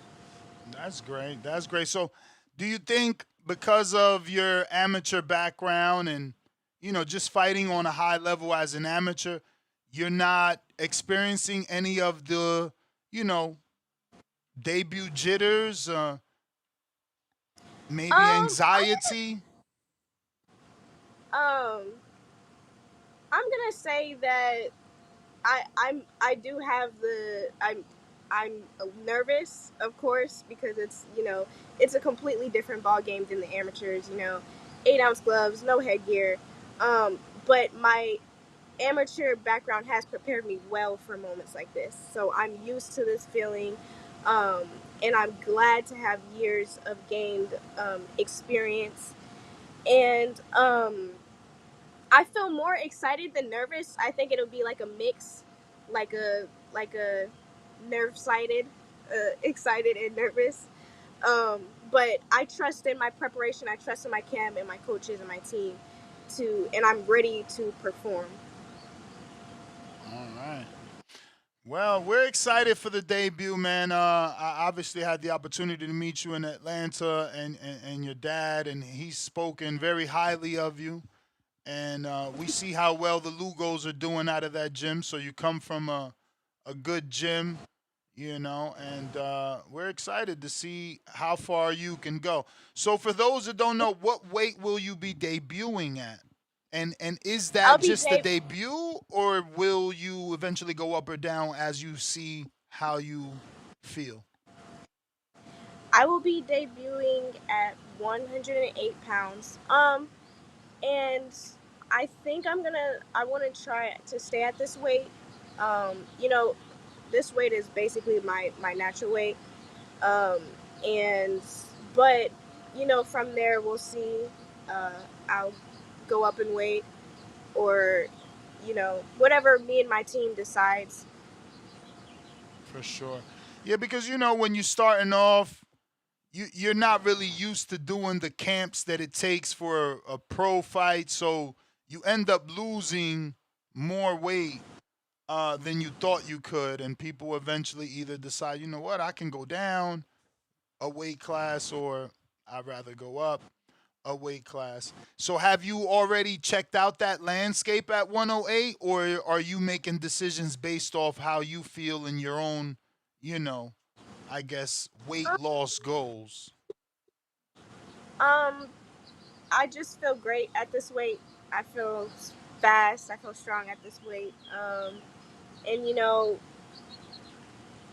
my team, my team they're behind me, and they know, you know, what positions to put me in, and um, they know they're gonna do what's best for me as well as I'm gonna do what's best for me. And yeah, I just feel very good at this weight. I feel strong at this weight. That's what's up. So there's a lot of expectations with you, since you have such a decorated amateur background. Do you feel the pressure of the expectations? You're touted as one of the hottest rising stars in women's boxing. Does that label feel like it's going to fuel your fire, or does it add unnecessary weight on your shoulders when you're stepping into this ring? I see it more as a privilege than a pressure. The expectations come from the people believing in me and supporting my journey, and I'm grateful for that. And I've learned not to focus on outside expectations too much, and because the biggest expectation comes from myself. And I feel like the only thing that will put pressure on me is myself. So every day I challenge myself to improve and to stay disciplined and to be the best version of myself. So I focus on that, and that so the pressure starts to become motivation. Pressure makes diamonds. So it's a good thing. It's not really much of a pressure. It's more of a responsibility. um, but I'm thankful that the people believe in me or have that expectation of me for this debut. And but my focus stays on my preparation and on my performance, because those are the things that I can control. If a fight fan never seen you fight, what's the one thing they'll notice in the first 30 seconds about your style that tells them, okay, she's not a prospect? Um, Probably my ring IQ. Um, I feel like I pick up stuff really quick. I'm watching everything. I'm watching shoulders. I'm watching your I'm watching your chest. I'm watching your eyes. I'm watching your feet. Your your hips. I'm watching everything, and I'm also, trying to get you to capitalize off of things. And I'm watching that, and it's coming, and it's registering to me at a quick pace. And I'm also they'll also notice my discipline, and I'm very calm. Um, yeah, I take pride in being, a student of the sport. Um, so yeah, I want people to see someone who's skilled and composed, and always looking to make a smart decisions in the ring, but also, you know, good ring generalship, good ring generalship, and dominance, and footwork, and my ability to adapt to whatever happens in the ring, solving problems like chess. Um, yeah, very effective, entertaining. Yeah. Who are some of the fighters that you look up to or that you like watching? Lomachenko, of course, would be my number one, because of his footwork, and he's like a bar of soap in the ring. Um, like if you hold on to him or do anything, he just slips out, angles around. So I love watching Lomachenko. I love watching Sweet Pea, Purnell, Shakur, Crawford. I've been watching Bam a little bit too. Um, yeah. Wow, I gotta ask, since it was a controversial fight for some, Loma Haney, who you had winning? Lomachenko. Lomachenko. I My mean, audience is gonna laugh. They know I'm a big Haney fan, so they laughing right now. They're like, "Ah, that ain't what no, Ness wanted to I hear. That ain't what Ness Lom wanted to hear." Devin Haney is a good fighter, but I truly believe that Lomachenko won that fight, So 100%. there's been rumors that he's coming back and that he wants to fight Tank. You give him a shot, or he's too old at this point? Um, I'm not sure. I actually like the fact that he's coming back, but um, and then what Tank has. Hopefully, there's a lot of people who wants to fight Tank at this moment right now, and I definitely want to see like him come back and who he's gonna go for next. And then as far as Lomachenko, I'm I love Lomachenko, of course, but I'm not sure Lomachenko versus Tank. All right. Let's see. Let's see. So obviously, you're way off. I'm not rushing you. I like development. So this question is in no way any rush, but every young fighter likes calling out the champion. So if you had it your way, if you could hand pick your dream matchup, regardless of reality, who does Sheree want to fight? Um, hmm. There is. I think every young fighter dreams about competing against champions, of course. But at right now, I've believed in respecting the process of getting there, and I'm not really focused on calling anybody out right now. My focus is on learning and improving as far as being professional and taking advantage of the opportunities. But if I could handpick anything, it wouldn't be a specific name. I would. I want to go against the very best, of course, the very best that there is. Good answer. Good answer. So let everyone know how they can watch your fight, how they can follow you on social media, and yes, tickets for anybody like myself in the Florida area. Um, of course, it'll be at the Royal Caribbean in Florida. But it'll be on ESPN Plus. I have the tickets in my bio at Sarai the Boxer 7 on Instagram. Um, and I think you can watch like weigh-ins and stuff on YouTube at on Most Valuable Promotions YouTube. Um, and then also, um, I would like to thank my sponsors for helping me get, you know, everything that I needed for my camp and everything that I needed um, um, outfit wise and things. The Sejour Logistics, Jenkins Foundation, Anfield Ill Law, Vincedor Boxing, Aquano Hydrate, Private Label Co., Impact Mouth Guards, and Active Sports. Thank you guys so much for supporting me, and your belief and your support makes opportunities like this possible. And I'm truly grateful for each and every one of them. Um, yeah. So why you let me pronounce your name wrong? Tell me how to pronounce it. You said Soraya? It's Sarai. Sarai. Oh, Sarai. You let me say like Yes. Sir. What did I say? Saray or Saray? Oh my lord. I didn't even Sarai. catch it. I didn't even catch it. Sarai. Yes, Sarai. Sarai. Brown L, thank you for joining us. We appreciate you. We would love to get you on after the fight for the victory lap. You know, you get the win, come on back and give the audience the victory lap. Thank you so much. Thank you for having me. Thank you. Thank you for joining us. There you have it, ladies and gentlemen. Sarai Brown Ale. 19 amateur championship titles, nationals. Wow. That is quite a few. I honestly don't think I've met a male fighter with that many national wins either. So, shout out to her. We got afternoon jams. Remember, for 23 months on a prospect level, this is a sign we have a star problem. This is sad.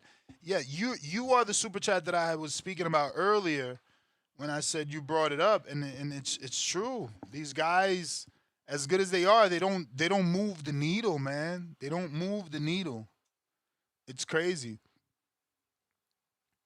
But Big Herm Show back with another two. Oh no, we read that.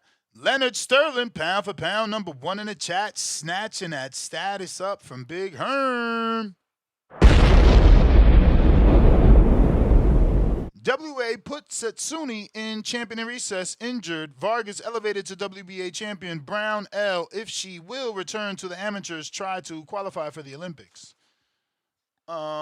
She ain't going back to the Amis, it looks like. We kind of touched on it. Demo, Houston, $2. I like that.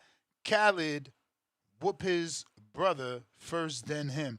I don't like that. I don't like that. You try to go after the other new way. That's not what people want, and it's just looking like you moving scary. Like you got to test the waters first.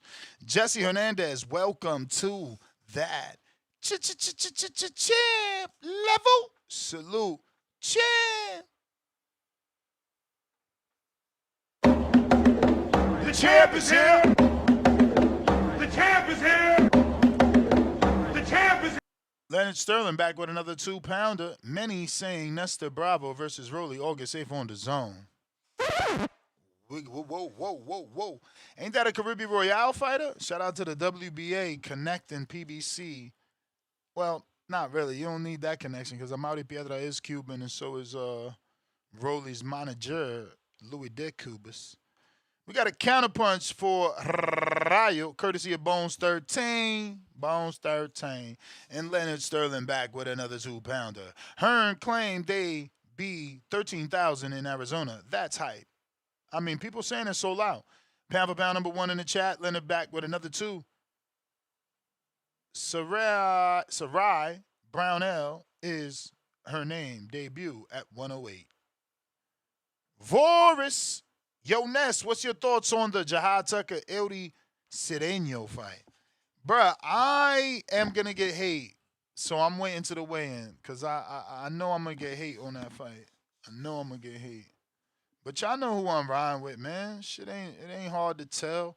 I excel and prevail. I tell you who I like and I never fail. Feel me? So when I like a motherfucker, I'm riding with him, bruh. We riding with him. Demo, $2. If he get Nayoa, first, he not turning it down. He shouldn't. Fuck you gonna fight the little bro for, bro? Like that ain't what we asked for. That's the type of shit we get mad at. You know, that's the type of shit I don't like. Give me the fights we want, bro. Like, make us excited. That's why we struggling right now for callers and shit, cause ain't nothing moving the needle for people. People not interested.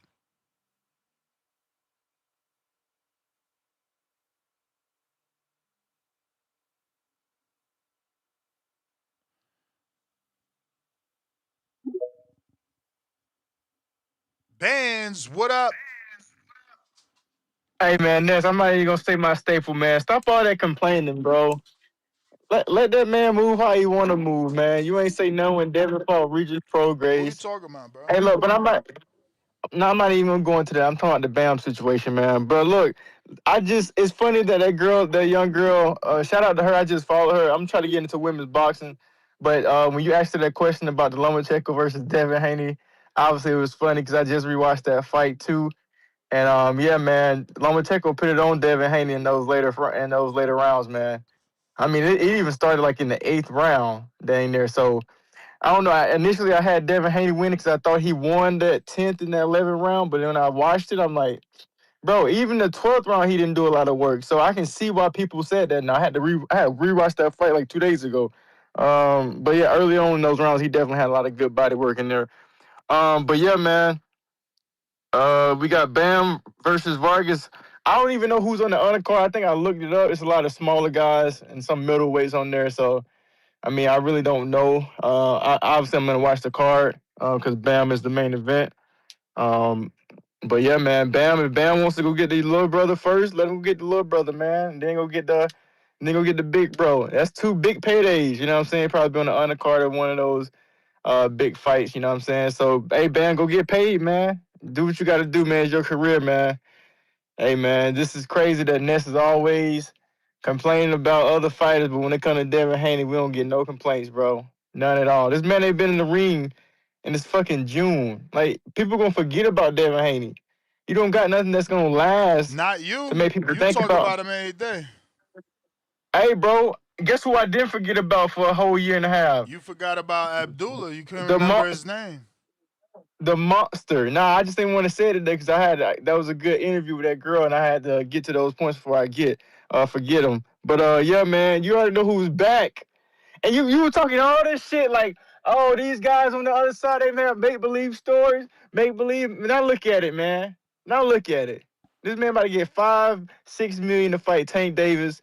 You know what I'm saying? I seen you had a late night show, but you know I go to bed at 9 o'clock, so I couldn't jump on. I listened to it for like a couple of minutes. But yeah, man, we got Tank Davis is back, man. You already know what we doing, man. We knocking shit loose. And hey, look, and this is what you do. I don't think nobody else in the lightweight division could probably deal with this athleticism. But watch how easy Tank make this shit look, man. Look at the IQ level, ring generalship. Like, we got all this. We don't run away from people, bro. We dodge, we slip, you know what I'm saying? We counter like crazy, and we knocking niggas out, man. So Floyd Schofield, hey, we're gonna add you to the list. Go ahead and come in there recklessly. You know what I'm saying? Hit Tank with some few body shots, try to hit him with some head shots and miss, you know what I'm saying? You're gonna get cut, you're gonna get caught with an uppercut. I'm calling it now, bro. But I'm glad you got this fight because I feel like as far as it do last, you know what I'm saying, it's gonna be a very exciting fight. It's gonna be a great event. Especially if they put that motherfucker like in Houston or like Dallas somewhere.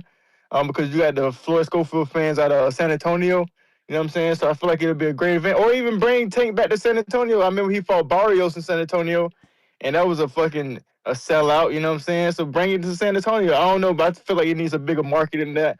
Because this is a great fight. You know what I'm saying? We got Tank Davis back, bro. Hey, the Tank Davis fans, we back, baby. You know what I'm saying? We got to knock shit loose, man. We taking over the sport. You know what I'm saying? We try to give these bums a chance and opportunity to take over the sport. They don't know what the fuck they doing. They talking about this the biggest fight. Oh, the bigger fight. The biggest fight. Who gives, bro, just go fight some fucking body, bro. Nobody don't give a fuck about that, bro. You want to say, oh, me and Shakur the biggest fight. Now you got your ass. Shakur don't want to fight you. Y'all been trying to play these mind games. Now you got Keyshawn Davis. Yeah. Now Look show me what you at going to do you. with Keyshawn Davis. That's Huh? some weird gay shit. You just showing that you a fucking weirdo who hates Devin. The motherfucker want to fight the best, and you giving Shakur a pass. Talking about, he don't want to fight you. Leave him alone. Why you can't move on? I didn't say, hey, you look, sound stop weird, putting words in bro. my mouth. I You ain't never sound say leave him weird. alone, bro. You sound weird, Look, Shakur, we all know Shakur don't want that smoke. Shakur don't even want that smoke with Gary So Antonio call him a Russell, bro. fucking duck. He What don't the even fuck want. you doing? It's Over there obvious. giving out We ain't gotta fucking say that. ain't It's shit obvious. What's obvious It's is what obvious comes he a out the duck. fucking mouth. That's what's fucking Bro, obvious. it's obvious, bro. Y'all Bro, weird you as think I hell, respect that shit bro. on Twitter, bro? I don't respect that. I'm just saying about Devin, bro. Shakir didn't want to fight you. Keyshawn wanted to fight you.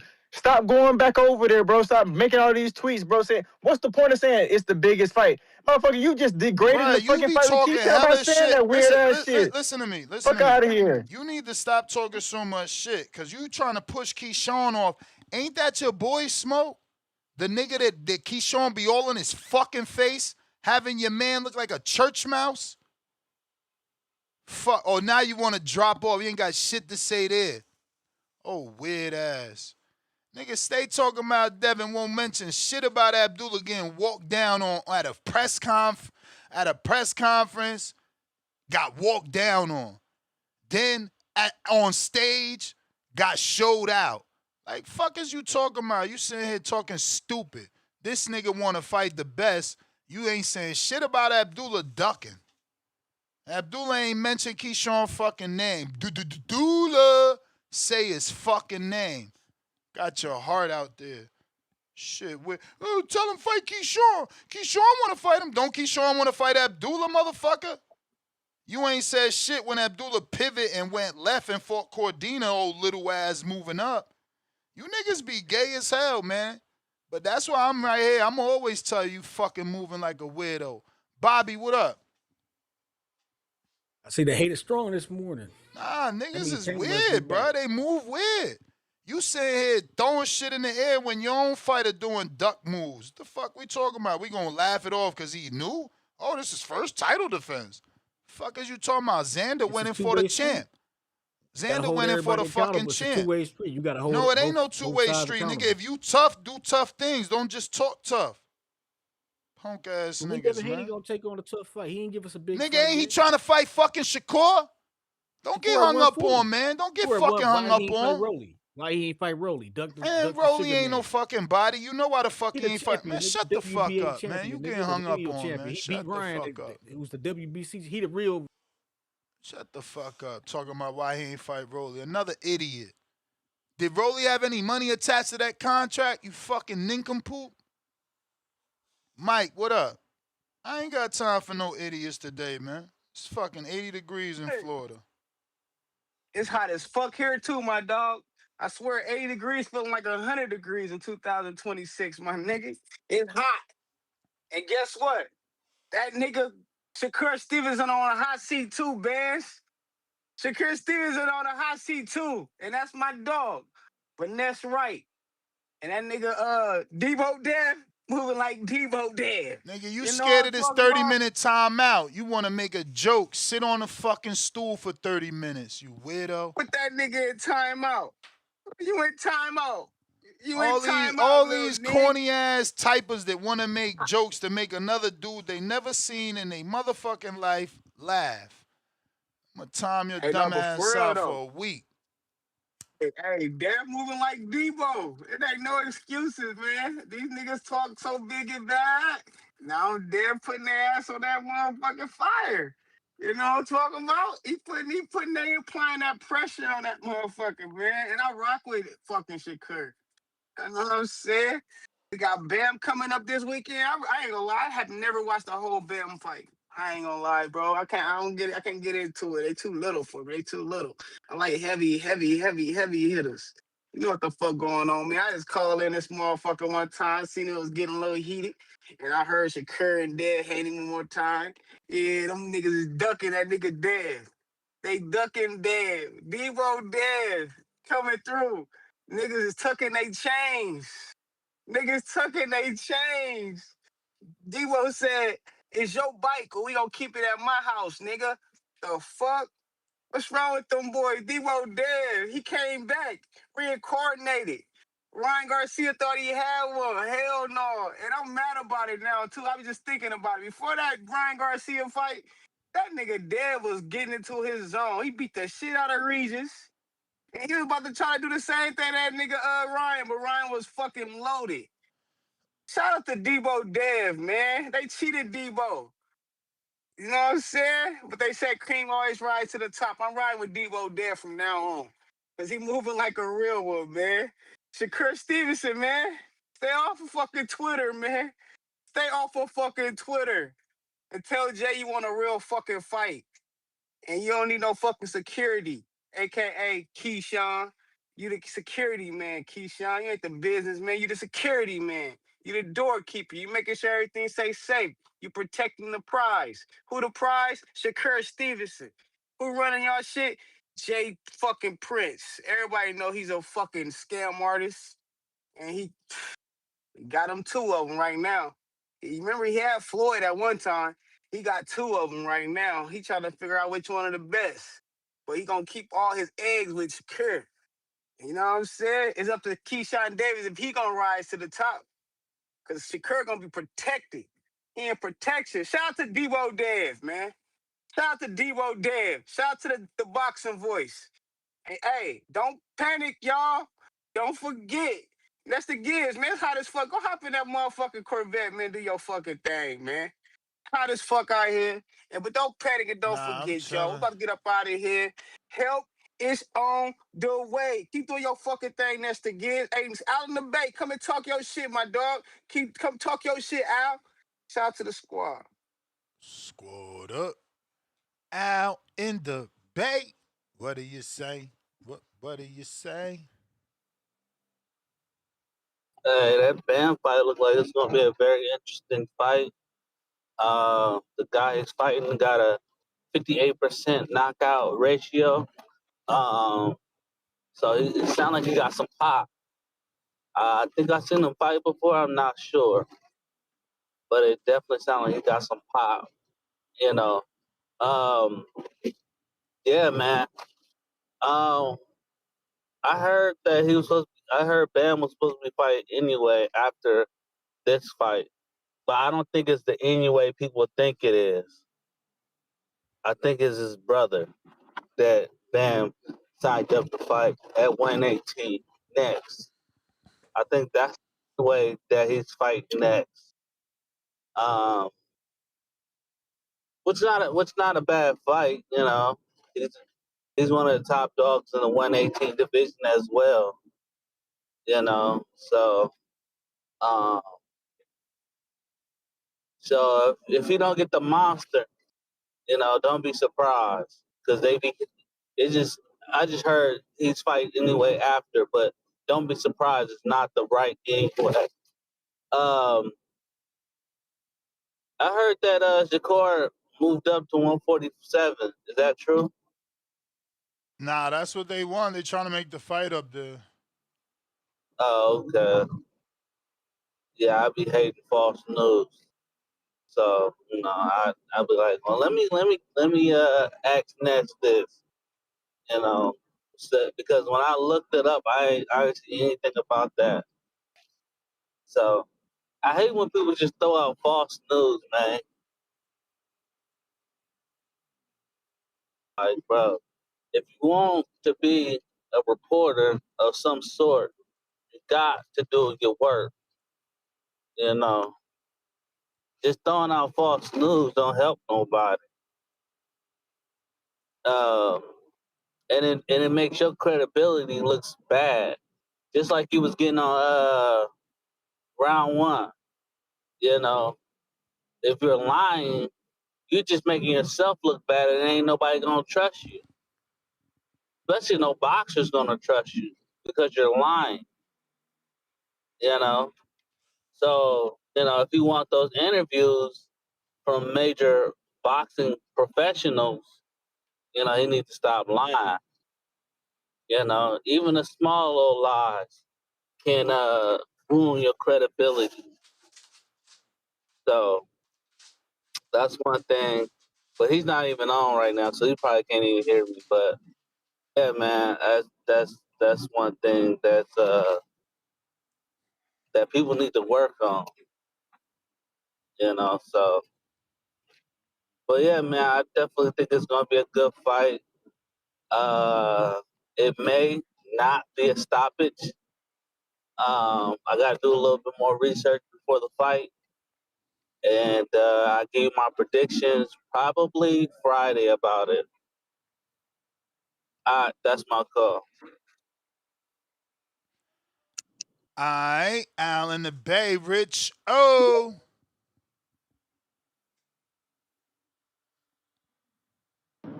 Yo, Yo. yo. Yeah, man. I'm just trying to call in, man. I ain't got much on the weekend fight. It's really like a weekend. You take your girl out, go take her to Fogo de Chao, go feed some ducks and shit like that. Just kick back, catch the highlights. See what I mean? This ain't one of them type fights, but yeah, this Shakur shit, this shit getting real scary out here. This nigga Shakur talking about some. Yeah, I gotta come to the weight class because you say so. Yeah, motherfucker, I'm undisputed, 3 division champ, and I'll be the best fighter you ever fought. So yeah, motherfucker, you gotta come to my weight class. That's what I would have said. With Shakur, he out of pocket. He making Jersey look bad. He's a nut. He just and these niggas wonder why boxing is so corny because you got niggas like Shakur and them running around. Like niggas is corny as hell. That's why American boxing is trash right now.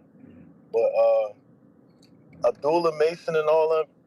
As far as Abdullah Mason, and if they was on Zuffa, they would have been fought. Dana White would have had Ken Austin and Abdullah fight like 2 years ago. All these dudes trying to pad their stats, pad their records. While American boxing is dying. Zuffa about to take over, and I'm here for it.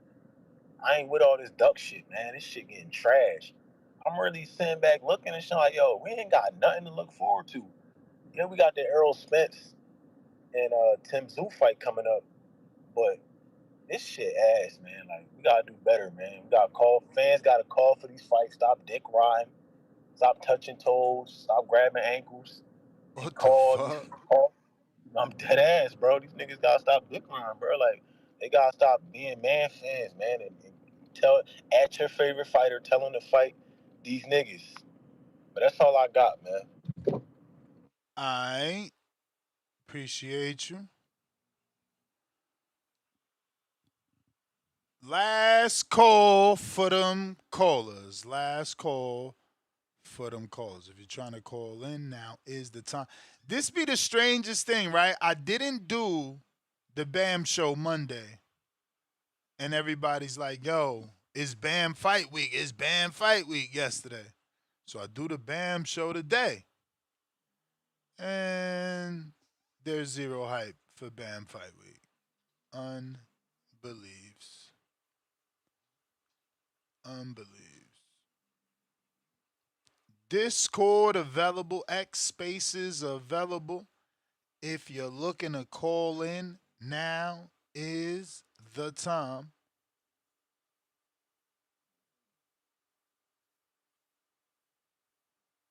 The links could be found in the description on YouTube. And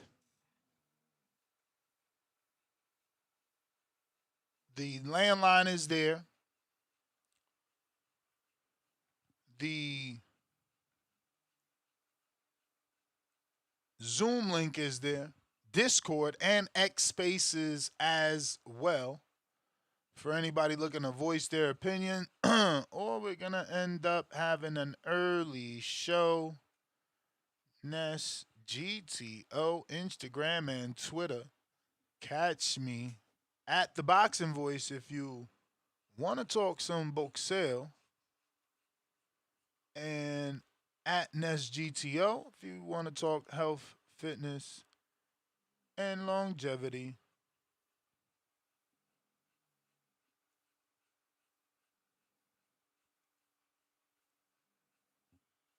But we got Malcolm on a check-in. What is up? Hey, did I make it in? You made it, homie. The Hey, homie. I like Bam. I think Bam is extremely talented, but because he's a smaller guy, it's just, harder for me to care about his fights. I can acknowledge what I'm seeing, but just most men just aren't that small. So it's hard to respect the competition. You know what I'm talking about, Ness? Mm-hmm. But anyway, I heard the last caller talking about we don't got nothing to get excited for, man. He must don't know about the Marvin and Quan rematch. Why you ain't telling about the Marvin and Quan rematch, Ness? Oh man, you thinking better than I am, bro. I tried Why to. I stood Boxel by, you know, drop the ball, bro. You got that. why you ain't let him know that Yancey coming back in the ring, man? Yancey got sick last time. Yancey been trying to get a fight. We finally getting Yancey back in the ring. You ain't let him know about that Yancey got a neither, big man. fight with Cortez, man. He better be careful. That's what I'm saying. Talking about we don't got no boxing to look up to. We got Boots in this and Xander Zayas this month, man. What y'all mean we don't got no boxing to look forward to, man? What's going on? What the hell is going on? Hey, but check this out. Hey,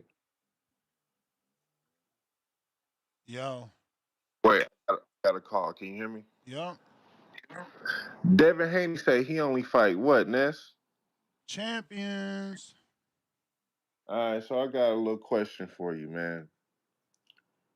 Uh, before Shakur Stevenson fought Teofimo Lopez. Oh, she blowing me up. Before before Shakur fought Teofimo Lopez, he fought 5 consecutive non-champions. Now I'm acknowledging that Shakur was not a 3 division champion until he fought De Los Santos. So technically, he only fought 3 straight consecutive non-champions as a 3 division champion. But if you include De Los Santos and you include I think it was Yoshino that was before De Los Santos, that is 5 consecutive non-champions for a multiple division champion. Can you think of any other boxer in boxing history that had multiple division championships that fought 5 consecutive non-champions? Nah, I mean, nah. That's something you need box rec and shit like that for, and thinking cap. Why? Hey Do you know man, the person?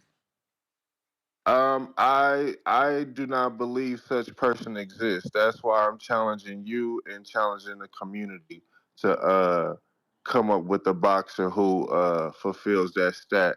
Hey, I got 2 counter punches for anybody who can give me a name. Shout out TBV, that's my call. Y'all have a good rest of y'all day.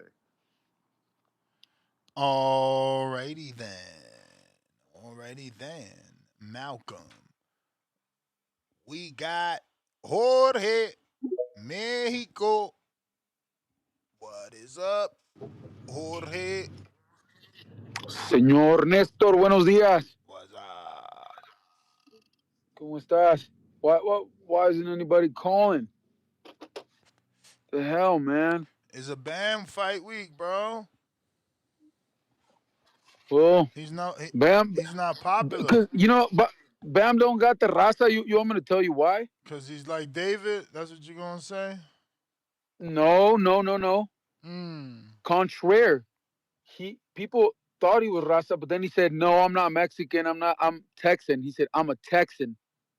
I'm a straight Texan." He said that in an interview. He said, "I'm not Mexican. I'm a straight Texan." And people just Mexicans. Come on. Plus, there's no hype about boxing because the World Cup. I know you don't watch soccer or anything, but here in Mexico, the World Cup is this weekend, starting this weekend, and it's gonna be here in America and in Canada. Well, in the U.S. and in Canada. So that's why there's not that much hype. I mean, I know a lot of people don't like soccer and shit, but I mean, a lot of boxing fans don't like soccer. But I think that's why there's no hype about Bam. And plus, he beat Gallo Estrada, and Gallo was. So y'all hating on him because he's not real Mexican and he beat a real Mexican. I'm not hating on. I mean, I'm biased. I mean, I'm not biased. Like Whoa, you just I said grew you up in. biased. I grew up. I grew up in the U.S., bro. I mean, I'm I grew up in the U.S., so I'm not biased against Mexican Americans because I'm a Mexican American, but I just live in Mexico. That's it though. I'm not because I like Oscar De La Hoya. I like all the Mexican American fighters, man. I really do. Anybody who's fucking even anybody who wears a fucking Mexican shirt, I'm down for, man. That's. But when people say stuff like that, like what Bam said, I mean, I like Bam. I like Bam. I just like you said, it's just his weight class is not that popular. But we knew, but we like in Japan, you know how they look at Finito Lopez. They even got cartoons about Ricardo Finito Lopez, man. Over that hentai shit, that anime shit. They got that shit about Finito Lopez out there in Japan. They get inspired by a lot of Mexican fighters, and that's my take on that. What do you think about Ryan Garcia touring Japan? I didn't even know, bro. I didn't even know. That's funny that Oh, come on. it's funny that you Oh, follow him. He's not La Raza. I like I said, I follow Mexican Americans. I really like Ryan Garcia, and I like him more, even more because he was training with Canelo. He trains with Benavidez. He's all Mexican, dude. He even tries to speak a little bit of Spanish, but he's just like Oscar De La Hoya, dude. He's just one of those little golden boys. And I know a lot of Mexicans didn't like Oscar De La Hoya because he beat Chavez. But like I said, I like Mexican fighters and I like Mexican American fighters. I really do. But there's not a lot of Mexicans who think that way, you know. There's not a lot. But well, that's me trying to keep it a little bit longer. You got any more callers, man? You got a few. All right, all right. Well, that's my take on. I think Bam's gonna win. He's set up for stardom. He's gonna win, and that's it. That's my call, man. Follow the boxing voice. Peace. Peace. Suleiman, the scholar.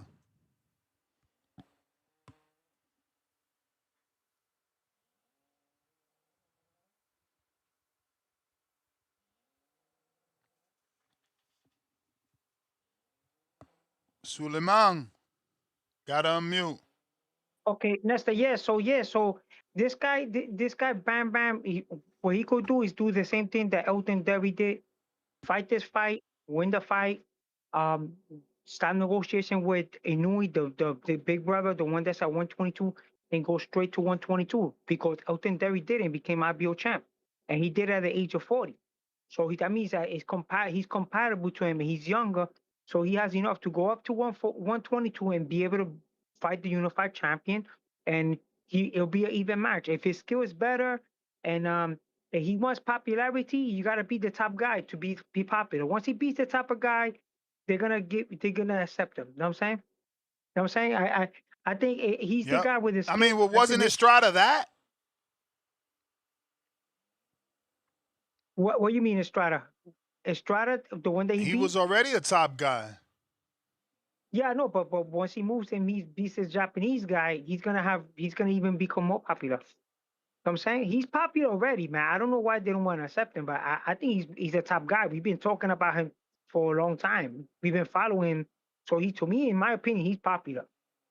But I think he become much more popular if he does what I said, like go up from 115, go straight to skip 118, go straight to 122 because Elton Derry did it. The IBO champion did it.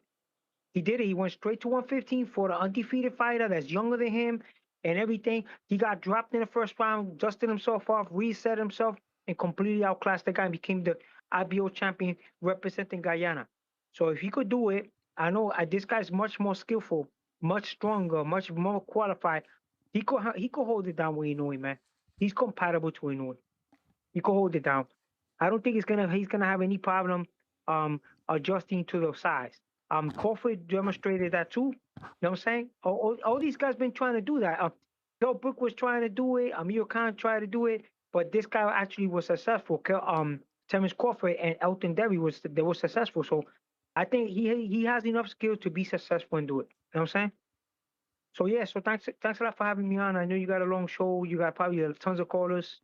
Thank you very much. All right, champ. Tito La All right. Voz.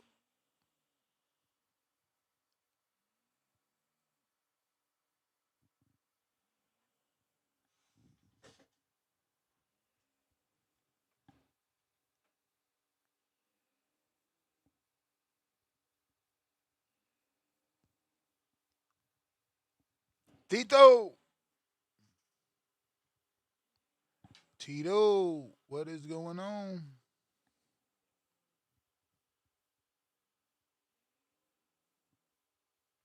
Yellow. Yo. There we are. Buenos dias. What up? Man, hey, shout out to the boxing voice. That the ending last night was epic. That was one of the most epic walkaways ending to the shows I've ever heard on TBV, man. Shout out to y'all and shout out to round one for extending the show.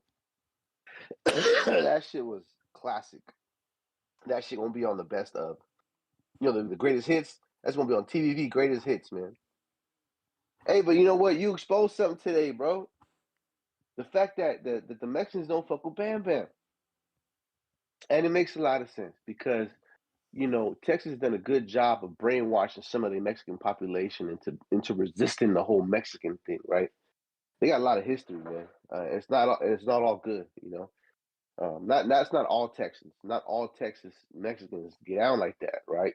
But I think California Mexicans and Mexico got a closer relationship, and they identify more with the Mexican shit. But yeah, man, the combination of Bam Bam being as small as he is, and people not really respecting those weight classes, which is kind of, I guess, to their detriment because there'd be a whole lot more good boxing going on, or being what you call it, being watched and being ingested, you know, uh, if people were to respect those lighter weight classes, man. Those are highly competitive bouts. A lot of action. I know it's smaller dudes, but what it is, what it is. Everyone got their own preferences, I guess. Whatever floats your boat. But yeah, man. No, man. I think Bam Bam going after the brother. Bam Bam can do what the fuck he wants, man. He's the one. He's the one that's hungry, right? He's the one chasing the new way, ain't he? Or is he bigger than a new way? I'm sorry, I'm not in front of a computer right now. Well, he's not chasing a new way, bro. He don't even call out a new way, and now he's calling out the brother. So I don't know. No.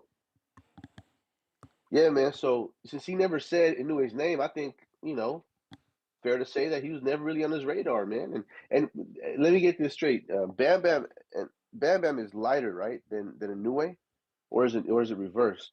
Nah, Bam is like Bam is light, all right. So he's coming up chasing, like not chasing the monster, but he's coming up into the monster's purview at some point, right? And maybe he might that's want what to we just go want. after the brother. Yeah, right. So he might be going after the brother. He might be moving kind of weird, but Texas Mexican, that kind of flavor. Who knows though? Who knows? Only him and his team know what to do. He's still with Robert Garcia, right? He's still with the old boys over there. I'm sorry. What you say? Is he still Robert Garcia? Bam? Yeah. Yeah. Okay. Yeah. So they might be moving him careful. They're trying to stretch that career out. And remember, man, those ain't big money divisions. Those ain't big money divisions. He's got to get some. He got to acquire some paychecks before he go out. Because a super fight in that division is not the same. Doesn't pay out the same as a 147-pound super fight. You know what I mean? So he's kind of he got to accumulate some paychecks before he gets to the person he needs. And you know who better than a Timu monster? You know what I mean? So I don't see nothing wrong with the way he's moving. He's kind of going under the radar anyways because most people don't even pay attention to that weight class. Um, I think that bullshit he said about not being Mexican is pretty typical. Matter of fact, I know a couple of Texas Mexicans that say fuck that, don't call me Mexican, I'm Tejano, you know. And but I guess some of that weird movement is kind of caused that. But hey, man, how many days is it till Boots and cousin Julio? Boots and cousin Julio about 2 Yeah, weeks. man. Xander. Okay, there you go. Can I get a little? Can I get a little Puerto Rico jingle, man? Let's go, cousin Julio, man. I'm ready for that shit. Word. I'm ready for it to be tomorrow.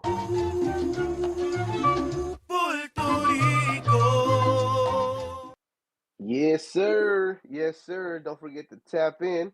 Watch the disappointment of the year, man. Let's go. That's my call, man. I'm out. All right. Discord available. X Spaces available. For those looking to call in, now is the time. Last call for them callers. Last call. We got Rizzo in the building. What up? What up? DNV in the building. What's up, Ness? What up? So yeah, Bam fight this weekend. My shit gonna be quick. Bam fighting this weekend. I expect Bam to do what Bam does. I expect them to show boxing IQ. And if the dude ain't got nothing for him, you gonna get him out of there. I didn't know Bam said he wasn't Mexican or whatever like that, but I didn't know he said all that. But I mean, I don't understand that whole Mexican versus Mexican American. Like I don't get that whole beef shit. But I feel like they both Mexican. It's just Pam was born in the USA, but he still got Mexican blood running through his veins. So I don't understand that shit. Same shit they be getting on Benavidez for and all that shit like that, and other I guess Mexican American fighters or whatever. But either way, I fuck with Bam. I got him whenever the time comes when him and Anyway cross paths. And he has said Anyway's name a few times in interviews that they're gonna cross paths or they're gonna fight in the future. It's like right there. I got him beating Anyway. I hope he can pull it off. That's all I gotta say about that. And yeah, man, couple weeks. I'm gonna be in Brooklyn. See Boots do his thing for the second time. And I can't wait for that. Go with a group of people. It's gonna be a great weekend when that time comes. Uh yeah, Tank Schofield, that's official. Like they in intense talks. Like that's about to be solidified, it look like. That's what it looked like. That's what it looked like. I feel bad for that boy Schofield. He about to get his head knocked off. Hopefully he make it to the fight, not pull no shit again. Talking about he got ill and sick. That'd be a disappointment. But I feel like this time he might show up because he gonna definitely get paid, get laid down, get knocked out. So that's what's gonna happen. But yeah, man, that's my call, Ness, man. Hope the show keep going along. Shout out to you, man. Keep grinding and looking strong. All right.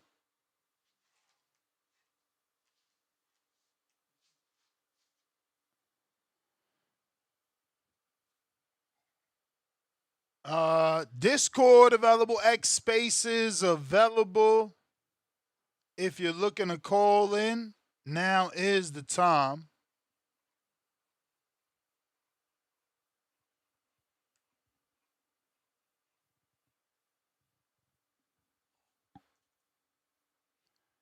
Last call for callers. Last call for callers. Discord available. X Spaces available. We got the Zoom link rocking and rolling. That is in the description for anybody looking for that. Landline also there for callers. Last call at the Boxing Voice on Instagram. If you're trying to communicate health, fitness at NSGTO, Jaywalk $2. Shout out Mike in Omaha. He catching on to Shakur. Salute, rolling with the punches. I used to want to get a tattoo saying Michicano, Mexican from Michigan. Laugh out loud, like Tejano. It's subcultures. Brown differences are real, though. I know we see, man, we see people getting alienated for not being born in the sand land. You know, so it is what it is. But we're going to go ahead and wrap it up. No sense in forcing it. We are right back at it this afternoon, 7 o'clock Pacific Standard Time. Hopefully, we find something a little bit more enticing that makes you want to call in. Peace.